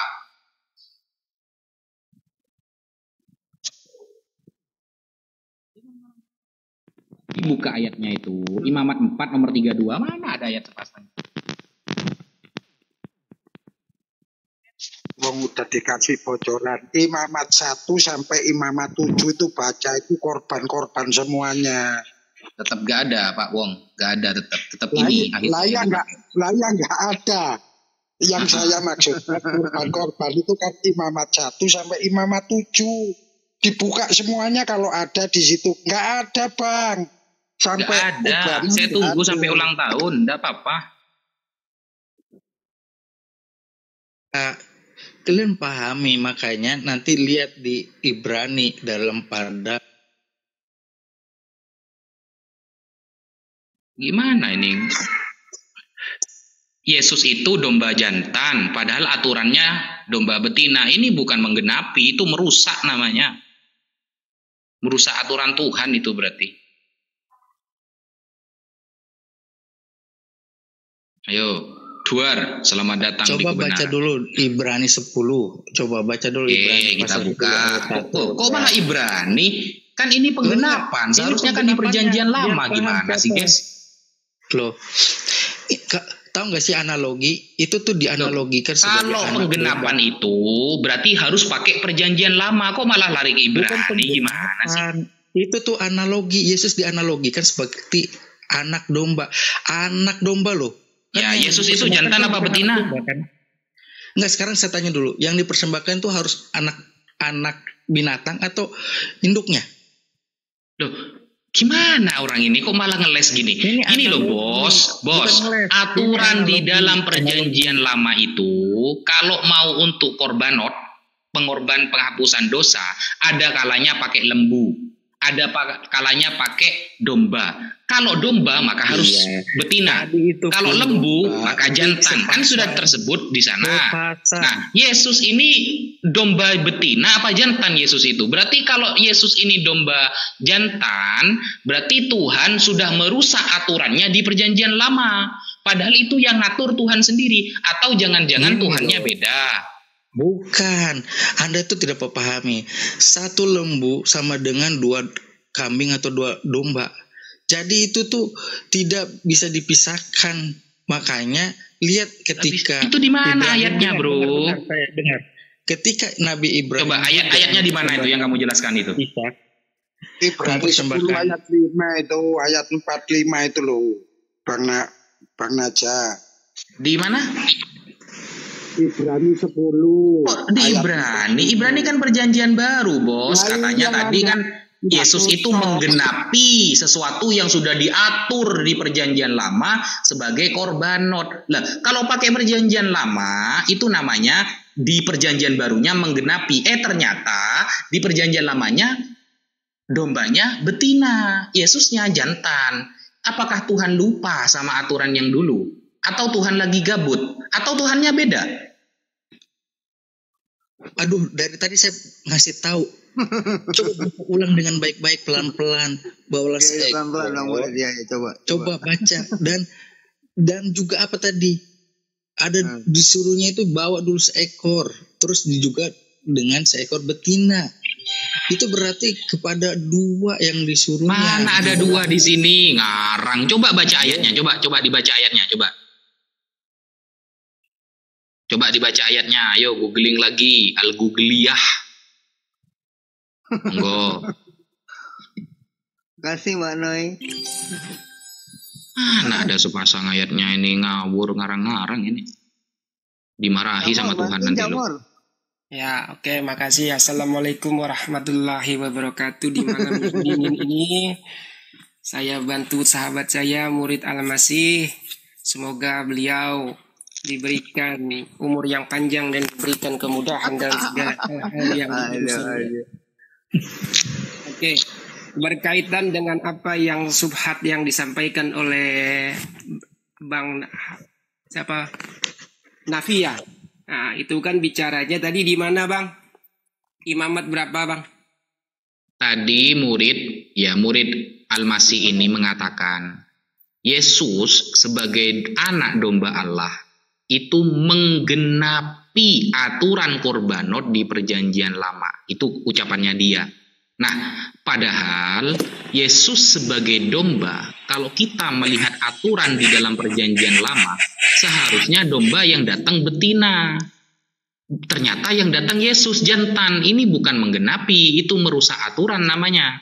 Pertanyaannya, apakah Tuhan lupa atau Tuhannya beda ini? Itu yang di imamat berapa tadi Bang Nafi tadi bilang tuh? Imamat 4 nomor 32. Imamat 4. Iya, enggak, aku nih heran sama Naja ini memaksakan diri. Dia tidak melihat semua latar belakang daripada, nggak dibaca dari ayat 1 sih. Ini latar itu di depan bukan di belakang, gimana sih? Enggak, gini, baca dulu dari ayat 1 baru sampai ke ayat situ. Lihat. Loh, justru kalau dibaca dari ayat 1 tambah jelas, guys. Ada perbedaan dengan menggunakan kambing di sana. Ada lembu, ada domba. Nah, Yesus ini kan disebut domba. Kalau pakai domba seharusnya betina. Ternyata yang datang Yesus. Mana? Aduh. Ayat berapa tadi Bang? Imamat 4 ayat 32 Dul. Kambing betina bukan domba. Loh, Imamat 4 ayat 32 gimana sih? Coba dibaca. Aduh, googling lagi. Holly, selamat pagi Holly. Gak penting pagi. Ngumpul. Oh, selamat pagi Bang. Pagi. Selamat pagi. Selamat pagi. Brother, ini di dalam Imamat 4 ayat 32 yang dimaksud itu bukanlah pribadi Yesus, bro. Saya tidak sedang membahas pribadi Yesus loh. Saya sedang membahas aturan korbanot. Iya, aturannya. Aturannya kalau domba Aturan ini pakai kan betina tadi- apa jantan? Udah. Mau maksakan diri punya itu doang loh. Dia nggak tahu analogi itu dari nggak. ada gambaran yang Loh, disebut anak. Analogi. domba. Jantan sama betina ini sama nggak? Analogi gimana? Bukan. Menunjuk kepada Yesus. Menunjuknya kepada Yesus itu anak domba. Nah, Yesus itu jantan apa betina? Paham gak sih kamu analogi digambarkan? Loh, kalau analogi itu begini loh Mas, analogi itu ya bunga desa. Kalau sudah disebut dengan bunga desa, itu pasti perempuan Mas, tidak mungkin laki-laki. Nah, di aturan perjanjian lama menggunakan kalau penghapusan dosa, kan Yesus katanya menggenapi sebagai penghapusan dosa, menggenapi acara korbanot. Seharusnya kalau Yesus disebut domba, berarti ayatnya menggunakan Imamat 4 nomor 32. Berarti seharusnya betina, kok Yesus jantan? Enggak, kamu tuh memaksakan ke situ aja Ustadz. Kamu nggak baca yang lain-lainnya, yang korban-korban lainnya, yang yang mana? Ayo ayat yang mana? Ayo. Lembu jantan, lembu Lembu, Yesus itu lembu bukan? Enggak, sekarang intinya adalah apa? Intinya jadi kurban. Nah, terus istilah domba itu dari mana kalau bukan dia sebagai korban? Kan dia akan mati nanti. Baca istilah domba itu dari mana berarti? Tuhan mengistilahkan Yesus sebagai domba yang akan dikorbankan, itu istilah dari mana?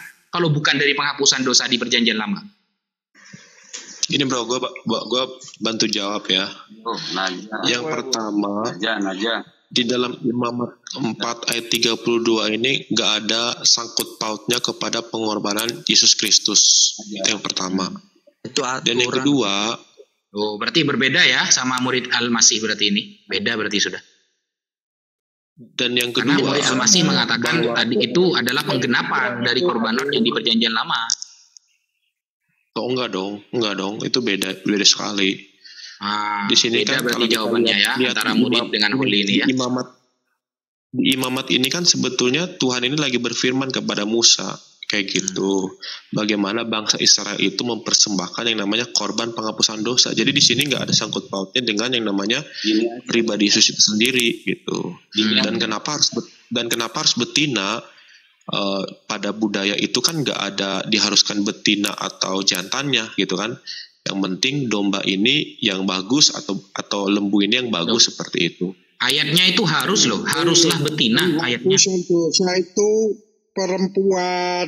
Coba baca dulu ayatnya. Haruslah betina ayatnya. Gua belum selesai. Nah, itu yang pertama. Memang di situ ada kata harusnya. Jadi ketika kita melihat Alkitab kan ini, haruslah. Kalau harusnya kan seolah-olah nggak wajib. Haruslah betina betul. ayatnya. Jadi kita harus lihat dulu yang namanya budayanya. Jadi kalau kita dilihat di sini, kenapa ini harusnya? Yaitu budaya. Bukan harusnya, haruslah.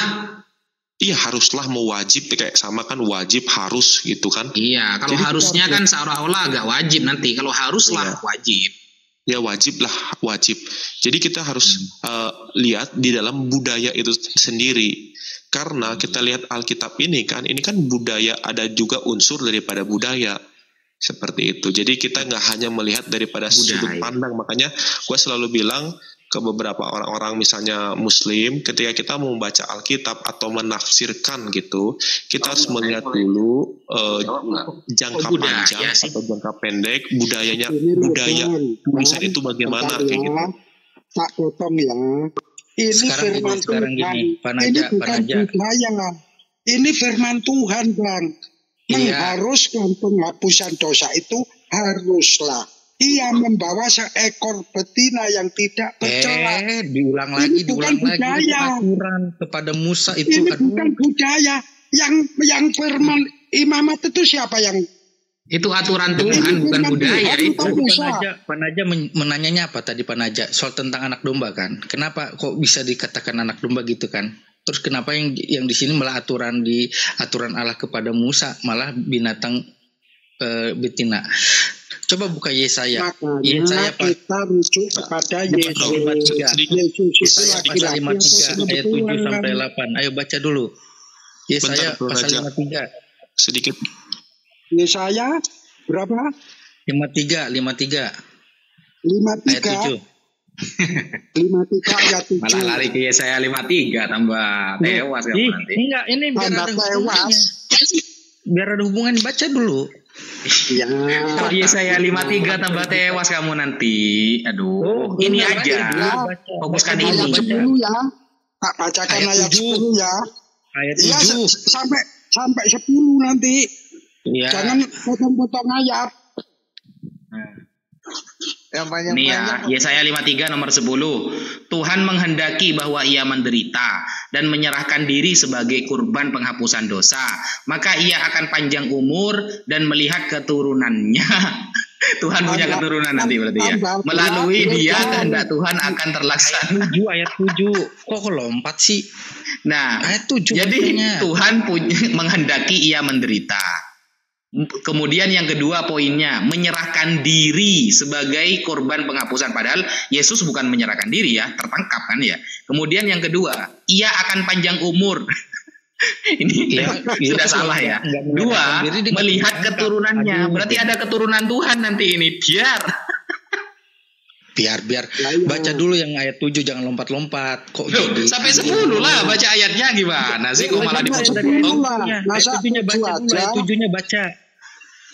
Dia dianiaya tetapi dia membiarkan diri ditindas dan tidak membuka mulutnya. Seperti anak domba yang dibawa ke pembantaian. Seperti induk domba yang keluh di depan orang-orang yang menggunting bulunya. Ia tidak membuka mulutnya. Lalu saya rujuk sampai 8, sampai 9, sampai 10. Yesaya 53 ayat 10 menyatakan sampai tua dia melihat keturunan. Apa cocok sama Yesus? Cocok nggak sama Yesus? Gitu loh Bang, kalau kita menarasikan itu.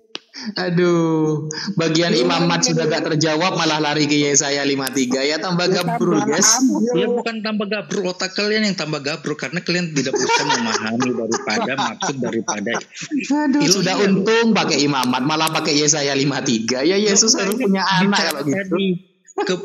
Kenapa kok itu bisa salah, bro. Karena diambil daripada ayat itu, gambaran kepada Yesusnya disebut dengan anak domba Allah, diambil dari Yesaya 53 ayat 7. Istilah dombanya dari mana itu? Istilah dombanya dari mana kalau perjanjian lama?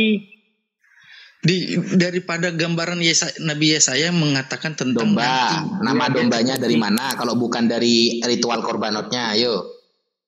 Jadi Anda itu tidak memahami sejarah daripada teks daripada imamat itu. Dia itu adalah aturan-aturan yang diberikan kepada Tuhan Israel, aturan kepada bangsa Israel yang ditaruh kepada Musa supaya dilakukan. Ada aturan-aturannya, banyak aturan-aturannya. Iya, makanya karena aturannya ada, jangan buat aturan sendiri. Bukan sudah aturannya domba itu perempuan, yang datang kok malah Yesus. Intinya kurban, darah yang harus tercurah digenapi sebagai istilah domba itu ngambil dari mana kalau bukan dari imamat? Gimana? Loh, enggak lah. Tadi digambari oleh Nabi Yesaya itu kan Yesaya tidak menjelaskan dia domba, guys. Yesaya itu menjelaskan tentang kesakitan dia menderita akan mati gitu loh. Iya. Itu kan istilah dombanya dapat dari mana? Ayo. Nubuatan. Iya, dombanya dapat ayat dari mana itu? Domba, istilah dombanya. Istilahnya dapat dari mana? Itu selamat datang di kebenaran. Selamat datang dalam kebenaran yang sejati dong. Istilah dombanya itu ngambilnya di imamat. Karena imamat itu ayat korbanot penghapusan dosa. Gimana sih? Betul. Yang ini kalau domba berarti harus perempuan. Yang datang kok malah Yesus gak pakai rok, gak pakai kerudung.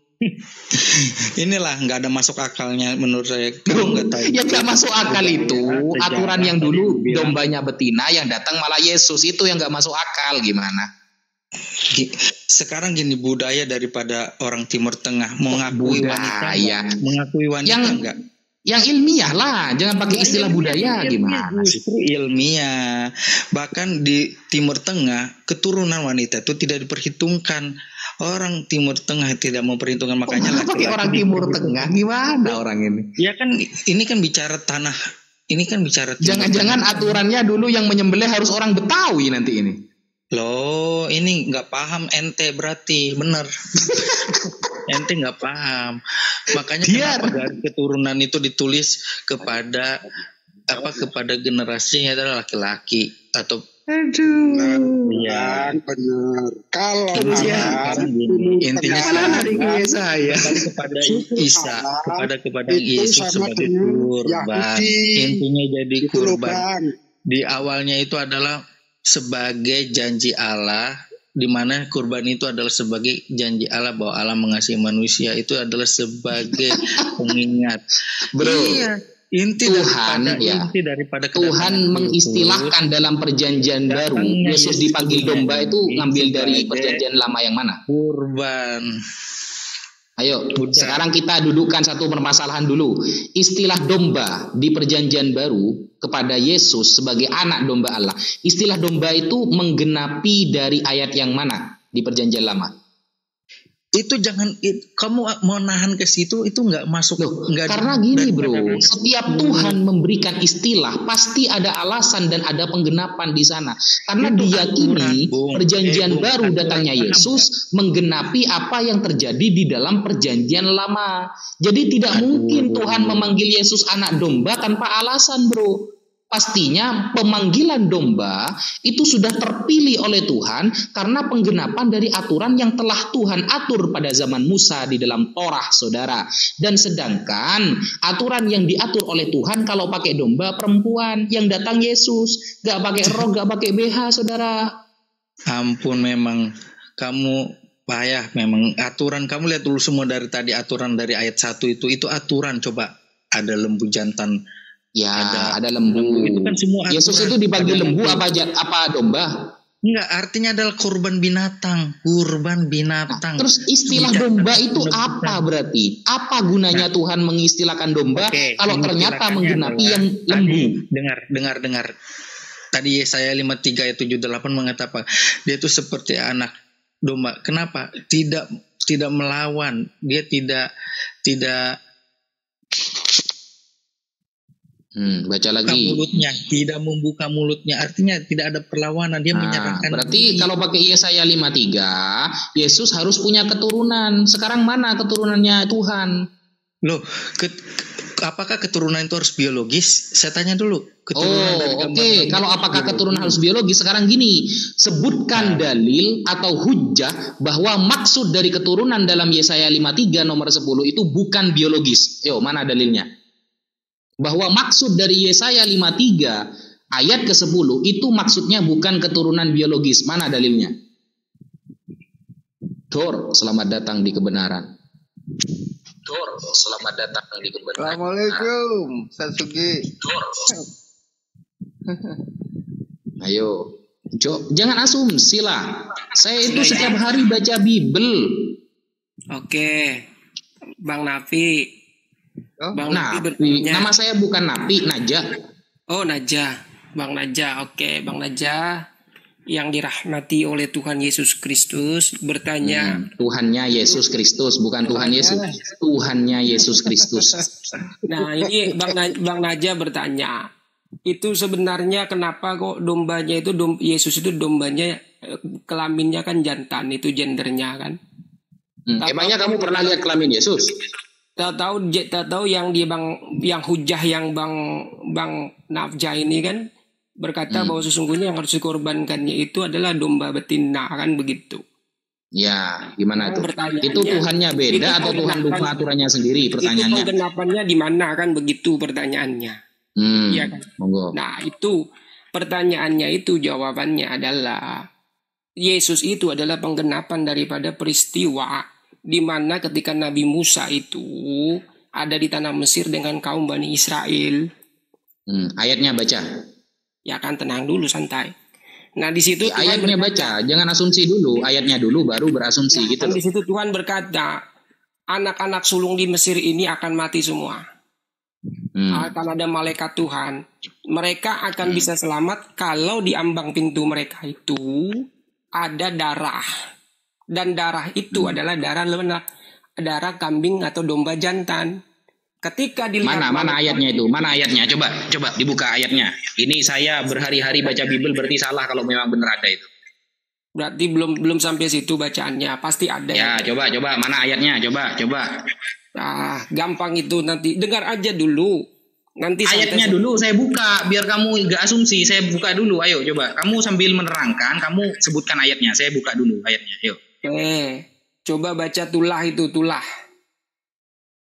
Ayatnya ya apa namanya? Apa di mana? Apa di Yes'iel apa mana? Kitab Kejadian, Keluaran. Keluaran, oke. Keluaran berapa? Sebentar, saya lagi cari. Masa kisah masih lagi cari ternyata. 10 tulah itu masa nggak tahu? Saya biar cepat ini, soalnya saya bukan. Ayo sebutin ayatnya. Ini kan kitab suci kamu, saudara. Gimana sih? Santai. Keluaran berapa? Tulah Mesir. Saya cari dulu ya. Ya, cari. Saya tunggu sampai ulang tahun. Jangan. Kan kita bukan bahas nasab ini, bukan balalui guys saya. Ini Said Tengku dekat rumah saya di sini. Teman satu SMP sama saya sama Tengku. Kamu di mana? Kamu lupa aku kemarin ngomongnya. Saya pokoknya tahu itu. Wah, Ustadz Nafi itu tahu. Kalau saya ini teman Nafi saya lagi Naja. Ya, Ustadz Naja saya satu sekolah saya sama Said Tengku tuh yang kemarin lawan debatnya itu. Keluaran di mana nih? Mata saya mesti. Holi bantuin Holi. Keluaran berapa? Keluaran 12 ya. Keluaran 12 ayat ke. Pokoknya tulah ini, mengenai tulah ini. Iya, Keluaran 12 ayat ke berapa? Ini ayatnya banyak sekali. Sebentar. Tulah. Ayo gak penting, bantuin tuh cariin ayatnya sama Holi. Kalau ada. Saya biasanya habis sholat itu baca Quran. Saya baca Bible ini. Mas berarti salah bacaan saya. Tulah itu 29. Oh, dibantuin tuh. Keluaran 12 ayat 29, nomor 29. Oke, kita buka Keluaran 12 ayat 29. Pak Wong jangan menyesatkan Pak Wong. Maka pada tengah malam Tuhan membunuh tiap-tiap anak sulung di tanah Mesir, dari anak sulung Fir'aun yang duduk di tatanya sampai kepada anak sulung orang tawanan yang ada di dalam tutupan beserta segala anak sulung hewan. Mana ini keterangannya? Ada darah kambing, darah lembu, darah domba jantan, mana? Makanya Ustaz tuh Pak Wong menyesatkan Pak Wong. Aduh, ini saya tunggu beneran sampai ulang tahun ini. Memang tulah gitu. Mana ada tertulis di sini ada hewan apa? Domba jantannya mana? Gak ada. Ngarang. Saya setiap setelah sholat baca Bible mau di ngarang-ngarang gini. Bang Ardi kan ya. Nih. Bang Ardi tidur Bang Ardi. Berfirmanlah Tuhan kepada Musa dan Harun di tanah Mesir bulan mana ini. Mana itu? Keluaran berapa itu? Keluaran 11 ayat Keluaran 12 ayat pertama. Oke. Berfirmanlah Tuhan kepada Musa dan Harun di tanah Mesir, bulan ini menandai awal segala bulan bagimu, itulah bulan pertama bagimu tiap tahun. Katakanlah kepada segenap jamaah Israel pada tanggal 10 bulan ini, setiap orang harus mengambil seekor anak domba untuk tiap-tiap rumah tangga menurut kaum keluarganya. Tetapi jika rumah tangga itu terlalu kecil, ia bersama setetangga yang paling dekat rumahnya harus mengambil seekor anak domba menurut jumlah jiwa. Perkirakanlah pembagian mengenai anak domba itu menurut keperluan tiap-tiap orang. Kamu boleh mengambil anak domba atau kambing, tetapi harus tidak bercela, jantan dan berumur 1 tahun. Kamu harus menyisihkan sampai tanggal 14 bulan ini, lalu seluruh jemaat Israel yang berkumpul harus menyembelih pada waktu senja. Udah, jangan panjang-panjang. Intinya anak domba jantan itu yang kamu maksud. Iya. Aduh, ini bukan korban penebusan dosa, guys, gak nyambung, blar. Ini ayat 1 perikop ini tidak menjelaskan tentang korban penebusan dosa. Ini gak nyambung, saudara. Gini loh, saudara Bang Najah. Itu ini kamu ini sama dengan mau menyembuhkan orang sakit gigi tapi pakai tambal ban. Ini gak nyambung, saudara. Tahu nggak kisah tulah yang 10 tulah di tanah Mesir? Ini aduh. Aturan untuk penebusan dosa secara umum itu semuanya tertulis di Imamat, saudara. Bukan ini tulah, ini beda. Aduh, gimana ini? Kok malah lebih pintar saya baca Bibelnya aja, Ustadz, otaknya nggak kemana-mana. Itu jangan baca, makanya fokus Imamat itu apa? Aturan-aturan yang diberikan kepada bangsa Israel. Lihat di situ nanti ada korban penghapusan dosa, korban hukuman, korban bakaran. Jadi itu tuh aturan yang diberikan, bukan kamu fokus kepada penebusan yang dimaksud daripada di situ. Itu tidak menggambarkan kepada yang kamu sampaikan tadi kepada domba anak kalah. Gimana sih? Yesus itu domba sebagai penebusan dosa apa bukan? Nah, iya tadi udah disampaikan. Nah, kalau Yesus domba penebusan dosa, kok malah pakai ayat tulah, kan gak nyambung, saudara. Bukan domba penebusan dosa, kurban penebusan dosa. Sekarang gini, kita lihat timeline-nya. Kita lihat timeline-nya ya. Jangan adu-adu, nanti bisa lo pecah itu. Ya kan, ini kalau sampai dibaca 1 perikop tambah gak nyambung ini. Aduh. Masa penggenapannya dari sini ini kan dengar dulu orang aja. Domba Paskah itu bicara tentang baca Bible. Belum baca dari pasal 1 sampai ke pasal selanjutnya. Apalagi kalau sampai kita baca di Keluaran 12 ini ya. Kalau sampai 1 perikop, ini ada tulisan begini loh. Dagingnya harus dimakan mereka pada malam itu juga. Emangnya waktu Yesus disalib dagingnya dimakan sama orang? Gor, selamat datang di kebenaran. Itu sudah terjawab itu. Udah terjawab itu, Bang. Coba lihat itu yang waktu gak nyambung ini, saudara. Gitu loh, saudara. Dharma, coba lihat itu. Waktu Tuhan Yesus berkumpul bersama-sama murid-murid. Kalau sampai makan dagingnya Tuhan jadi Tuhan semua, saudara. Dengar dulu dong. Ya itulah otaknya sih beda sih, otak sekte apa sih namanya, memikirkan beda. Seperti memberikan kepada setan. Aduh. Coba lihat timeline-nya waktu Tuhan Yesus hendak disalibkan. Iya. Itu mengadakan perjamuan Paskah. Perjamuan Paskah, ada nggak di sana itu daging kambing domba waktu mereka makan? Lambang. Nggak ada. Jadi dia memberikan lambang, simbol. Kalau dikaitkan sama Keluaran 12, ya jamuan Paskah itu seharusnya terjadi setelah Yesus disalib. Nah iya itu gambaran. Dimakan dagingnya Yesus. Dagingnya Yesus yang dimakan. Itu penggenapan. Gimana orang-orang ini? Memberikan ini lambang. Aduh. Sebagai tubuhku. Dijawab kok malah muter-muter. Astaga. Gak nyambung sama sekali ayatnya ini. Kamu yang takslip aja. Frekuensi ya memang beda, nggak akan bisa sambung. Ya, ini cerita ya. Aturan Tuhan untuk penebusan dosa itu kan di Imamat. Betul aturan kan? Kepada bangsa Israel itu ada aturan-aturan tadi, lembu jantan itu kan jangan berpatok kepada situ. Aduh, memang. Berarti khusus. Yesus itu bangsa Israel bukan? Dengar dulu, ada ukupan ya, murid-murid Yesus itu bangsa Israel bukan? Iya, kenapa? Iya katanya. Lah iya, dia memang bangsa Yahudi. Yesus kenapa? Dia lahir dari orang Yahudi. Terus ngapain dibedain aturannya tadi? Aduh, gimana saudara? Itulah aturan yang diberikan kepada Musa. Dari 10 aturan, 10 hukum itu dibagi banyak butir, termasuk tadi bicara tentang pemberikan kurban. Banyak kurbannya nanti di situ di Imamat tuh baca ada berapa kurban. Bukan hanya kurban penebusan. Jadi saya sudah hatam itu. Imamat itu hatam saya. Iya, karena untuk mencari kesalahan kan? Bukan, karena yang saya tahu di Imamat itu ada beberapa macam hewan untuk cara penebusannya. Nah, sedangkan Yesus disebut domba. Kalau disebut domba berarti menuju kepada Imamat 4 ayat 32. Dombanya harus betina.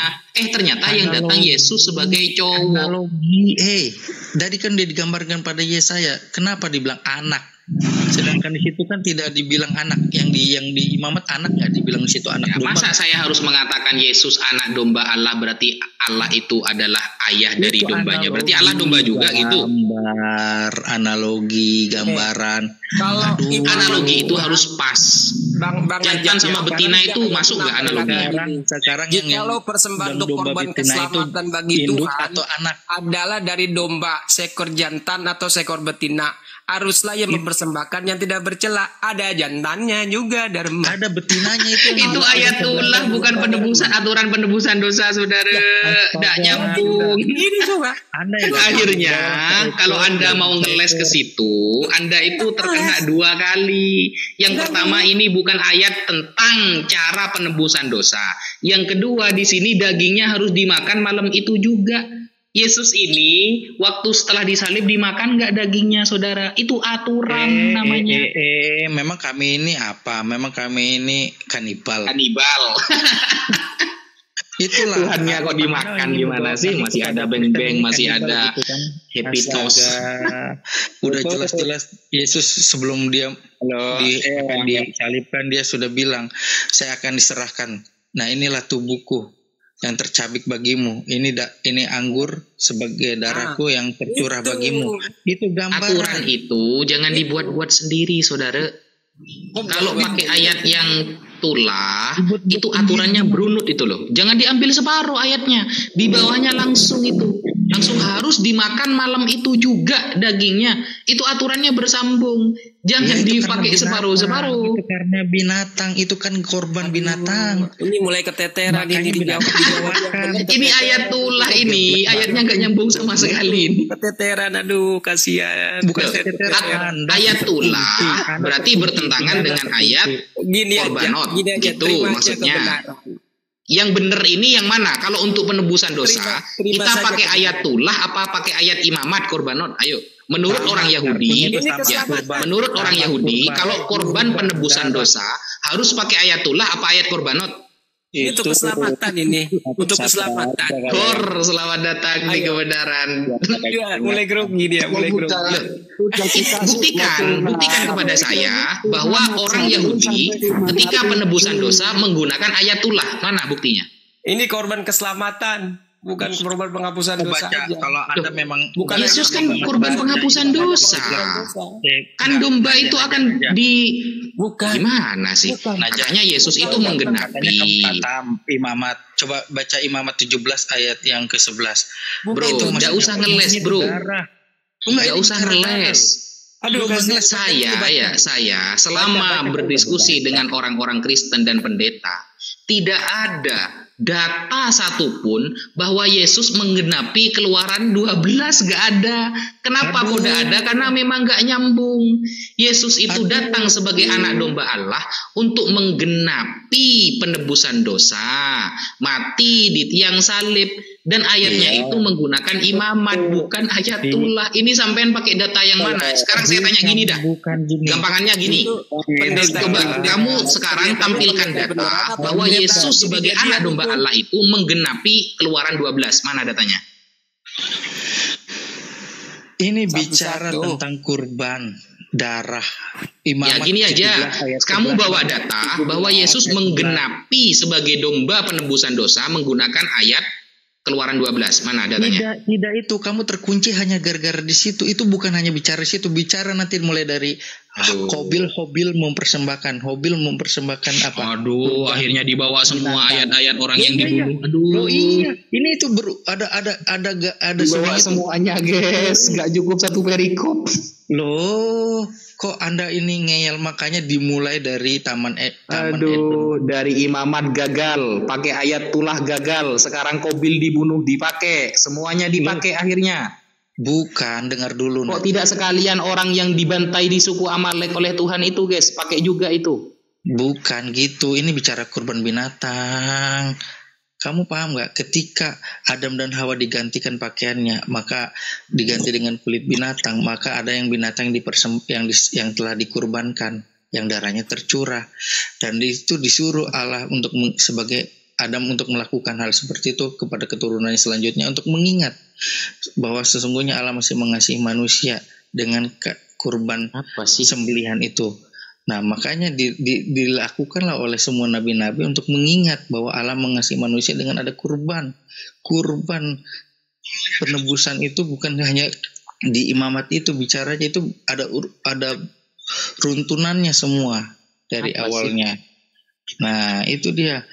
Bicara tentang itu tuh, baca imamat pasal 17 ayat 11 itu bicara apa? Gini aja sudah, Yesus ini menggenapi ayat yang mana sebagai domba ini?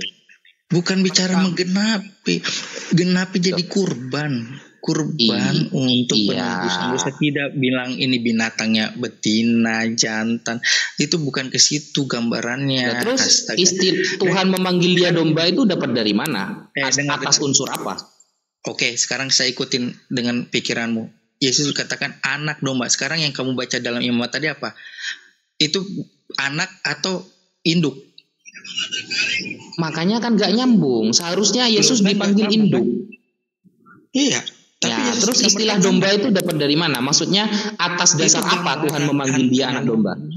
Itu yang manggil namanya itu siapa, Kang? Yang ngasih nama itu anak domba itu siapa?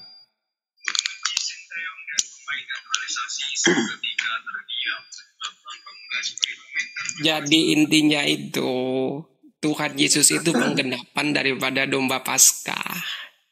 Di mana bangsa Israel itu terbebas daripada kebinasaan daripada malaikat maut, anak-anak sulungnya. Anak-anak Mesir ketika itu mereka binasa karena di rumahnya itu di ambang pintunya tidak ada darah domba. Seperti itu. Makanya pada saat Tuhan Yesus hendak disalibkan, ditangkap oleh orang-orang imam-imam bait suci, mereka mengadakan perjamuan Paskah. Dan ternyata di dalam perjamuan Paskah itu diterangkan tidak ada yang seperti dibiasakan oleh orang-orang Yahudi pada saat itu. Daging dombanya tidak ada. Yang ada adalah Kristus itu sendiri, penggenapan daripada perkataan Yohanes Pembaptis. Lihatlah anak domba Allah penghapus dosa manusia. Lihatlah anak domba Allah yang menyelamatkan manusia dari seperti itu yang mengatakan dia menyelamatkan manusia, dirinya sendiri aja gak selamat, gimana sih? Loh, itu kalau ini bagus. Astaga, bagus ini. Gimana ini? Coba 3 hari kemudian Tuhan Yesus itu bangkit dari antara orang mati, nggak jadi bangke. Oh ya gitu. Yang mati itu Tuhan ya. Sekarang ada di mana? Isa jelas ada di surga. Ya, yang mati 3 hari itu Tuhan kan? Betul nggak? Itu kan gini Kang ya, yang namanya itu pasti dicabut. Tuhan yang mati. Ini saya dengerin yang mana ini kok tabrakan ngomongnya? Manusiaan tubuh jasmaninya yang mati, tapi dia tidak mati yang seperti yang kamu pikirkan. Mana keterangannya itu? Bahwa yang mati itu jasmaninya itu mana yang keterangan? Oke, tunggu. Ambil ayatnya dulu. Yang dalam keadaannya sebagai manusia ia mati disalibkan. Kata Paulus ya. Lah, Roh Paulus itu sudah menerima roh Tuhan, Roh Kudus. Oke, gini Mas. Bilang gini loh, setiap orang yang menghujat Roh Kudus dosanya nggak diampuni. Siap-siap dari. Gini Mas. Siap-siap sampean. Iya. Filipi itu milik siapa? Kamu tertawa terhadap Roh Kudus, kamu silakan. Ini mulai lagi. Pasti ini ajarannya Paulus. Kok aku percaya pelajaran Paulus? Enggak, karena Paulus ini kan orangnya memang enggak konsisten. Dalam keimanan kami itu, Roh Kudus itu ada dalam diri setiap orang-orang beriman. Rasul itu dipenuhi oleh Roh Kudus. Aku lebih percaya Paulus yang dekat zamannya dengan Yesus. Karena gini Mas, kenapa saya itu ya yang jelas-jelas tidak ada saksi mata untuk melihat, hanya karang-karangan daripada hanya mengutip daripada kisah-kisah yang ada orang-orang Nasrani yang ada di Arab. Aduh, tambah kemana-mana ini. Demikianlah intinya itu, semuanya itu hanya sekedar kutipan. Berarti yang mati di tiang salib selama 3 hari itu tidak ada kebenaran. Ya. Berarti yang mati di tiang salib Sekarang itu gantian, manusianya, bukan Tuhan. Intinya Islam yang itu percaya menyelamatkan kepada jalan Allah saja, pengikutnya usaha gimana itu Islam? sendiri dengan jalan yang diberikan. Gantian dulu. Satu Gantian loh, Islam Iya. Islam menyelamatkan umatnya bagaimana yuk? Gimana tadi ini? Ayo Ini gantian. saya dengerin yang mana ini kok tabrakan ini? Ayo. Saya nih. Apa ya? Islam tuh menyelamatkan umatnya bagaimana caranya? Wah, enak itu pertanyaan yang bagus. Iya. Islam menyelamatkan Umatnya. Aduh, pertanyaannya aja sudah salah ini. Pertanyaan salah. Bukan Islam. Islam ini nama agama Allah gitu tah maksudnya. Allah. Allah kan agamanya Islam. Loh, kok Allah agamanya Islam? Allah mana punya Salah agama? berarti saya. Ngaco aja Maaf kalau saya salah, maaf. Aduh, kok Allah agamanya Islam? Ini bertanya aja sudah salah kamu. Kan saya udah minta Gimana? maaf. Gimana saya mau jawabnya ini? Salah berarti. Jadi bagaimana yang benar, gimana yang benar? Nah, bagaimana Allah menyelamatkan umat manusia? Bukan Islam. Allah ini Tuhannya manusia, bukan Tuhannya orang Islam aja. Gitu seharusnya pertanyaannya. Allah yang mana ini? Allah yang disembah oleh Ibrahim, Musa? Sama lah. Oh ya berarti yang kita sembah Yahweh dengan yang Elohim disembah ya? Ibrahim itu Yahweh sama. Elohim ya? Sama. Yang enggak sama itu, yang disembah Yahudi sama Kristen enggak sama. Lah, kok Anda menolak? Jelas-jelas kalian mengutip itu benar, itu enggak sama. Enggak sama. Iya, enggak sama loh. Karena Tuhannya Kristen kan manusia. Tuhannya Yahudi kan bukan manusia. Gimana sih? Itu beda. Kalian percaya kepada Ibrahim, percaya kepada apa yang kisah yang dituliskan. Pernah nggak Ibrahim mengatakan bahwa Tuhannya manusia? Berarti kalian menciptakan para Allah nabi baru. dulu pernah nggak ada yang mengatakan bahwa mereka punya Tuhan manusia? Nggak ada kan? Lain itu bukan manusia. Lain. Tuhan yang Bang menjadi Murid, manusia lain. kok. Aduh. Kan iya, berarti kan Tuhannya orang Yahudi Kristen, dulu, Islam, itu Tuhannya tidak ada yang manusia. Tuhannya Kristen yang manusia, betul toh? Bukan. Tidak ada manusia yang jadi Tuhan. Si. Tuhannya Kristen ini manusia nggak? Ya enggak lah. Tuhan menjadi manusia ya, bukan manusia itu Tuhan kan. Kan Tuhan menjadi manusia, kan berarti kan manusia ini yang kamu sembah. Berarti kan Tuhan kamu manusia gitu kan? Bukan manusia yang kami sembah, kealahannya. Ya sama saja bro. Makanya kan di Filipi 2 nomor 7 disebutkan, melainkan telah mengosongkan dirinya sendiri dan mengambil rupa seorang hamba dan menjadi sama dengan manusia, dan dalam keadaannya sebagai manusia ia telah merendahkan dirinya dan taat sampai mati. Nah kan sudah jadi manusia Tuhan Anda. Lanjutin. Iya terus. Berkuasa. Nah bahkan mati di kayu salib, mati Tuhan Anda. Terus berkuasa di mana? Yang mati itu Tuhan ini karena sudah mengosongkan diri, sudah mengambil rupa seorang hamba, sudah jadi manusia, dan bahkan mati di kayu salib. Berarti yang mati di kayu salib bukan, jangan dipotong terus. Bukan. Terus berkuasa.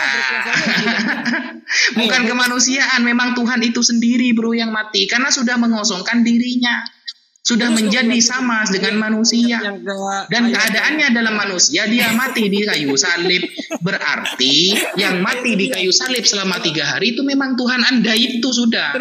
Gak usah dibeda-bedain ini manusianya, bukan, karena dia sudah mengosongkan dirinya dan mengambil rupa seorang hamba. Begitu saudara, begitu. Ayat 9 baca, lanjutin sampai ayat yang ke-11, lanjutin. Ayo dong. Nah, coba lanjutin. Ayolah, lanjutin lah. Ayo sayang. Ayo. Loh, gimana orang ini? Ayo, kok gimana ya baca. Ayo, lanjutin. Lanjutin, enggak apa-apa. Lanjutin aja. Jangan nyuruh saya. Kok takut? Ayatnya itu sudah jelas itu. Aduh, kok takut? Itulah. Ayo, kok takut sih? Allah sangat meninggikan dia, terus apa lagi? Ayat keberapa berarti tadi ya? Ayo, dan dalam keadaan manusia ia telah merendahkan dirinya dan taat sampai mati, bahkan mati di kayu salib. Itulah sebabnya Allah sangat meninggikan dia dan mengaruniakan kepadanya nama di atas segala nama. Apa yang berubah? Terus ayat 10. Yang berubah apa? Ayat 10. Supaya dalam nama Yesus bertekuk lutut segala yang ada di langit. Apa yang berubah bro? Kan tetap mati kan di ayat pertama kan? Ya, terus. Loh, kok terus-terus? Emangnya yang mati bukan Tuhan Anda? Nah terus Sekarang saya tanya, apakah mau dia apa sih? Kok mati terus-terus mau selamanya? terima kebenaran ini Mati enggak? selamanya enggak? Bro, Supaya dalam yang nama mati itu Yesus, emangnya ayat terakhir lalu Itu membatalkan ayat pertama? kata mati itu apakah nama di atas segala Bu, nama. yang mengosongkan dirinya Tuhan kamu, yang menjadi manusia Tuhan kamu, yang merendahkan diri jadi manusia Tuhan kamu, yang mati di tiang salib ya Tuhan kamu. Iya, lalu Jadi dia jangan dibedain apakah dia ini mati? manusianya, ketuhanannya tidak mati. Jangan, karena sudah mengosongkan diri jadi manusia. Sudah jadi manusia berarti yang mati ya Tuhan itu sendiri, bro. Iya. Mati Lalu dia nggak? mengaruniakan, Pertanyaan, lalu mati nggak? dikaruniakan nama di atas segala nama. Ya kan? Kan tetap mati kan akhirnya kan? Supaya dalam nama Yesus Mati nggak? sekarang segala ada di Pandangan daripada Mati nggak raja dia? mati itu ada berapa? Iya, Mati tapi itu yang disebut hidup kan? mati itu apa? Oh, mati ada berapa? Oke, mati itu ada berapa? Mana dalilnya itu? Mati ada berapa itu? Ayo, Bang mati Raja selama-lamanya bangkit ya. Coba, coba. Mana ayatnya itu? Mati ada berapa? Berarti maksud dari mati di dalam ayat ini itu ada penafsiran lagi ya. Ini sudah terjemahan ditafsirkan lagi ini. Monggo. Mana dalilnya? Mati ada berapa itu mana dalilnya yang menafsirkan ayat ini? Monggo. Ini coba ini dulu selesaikan dulu ini. Supaya dalam nama Loh, Yesus. coba tadi saya seru itu kalau memang di sini maksudnya mati ada berapa, mana keterangan tafsiran ayat ini yang menjelaskan tentang mati ada berapa itu mana? Siapa manusia yang punya kuasa nama di atas segala nama? Siapa manusia yang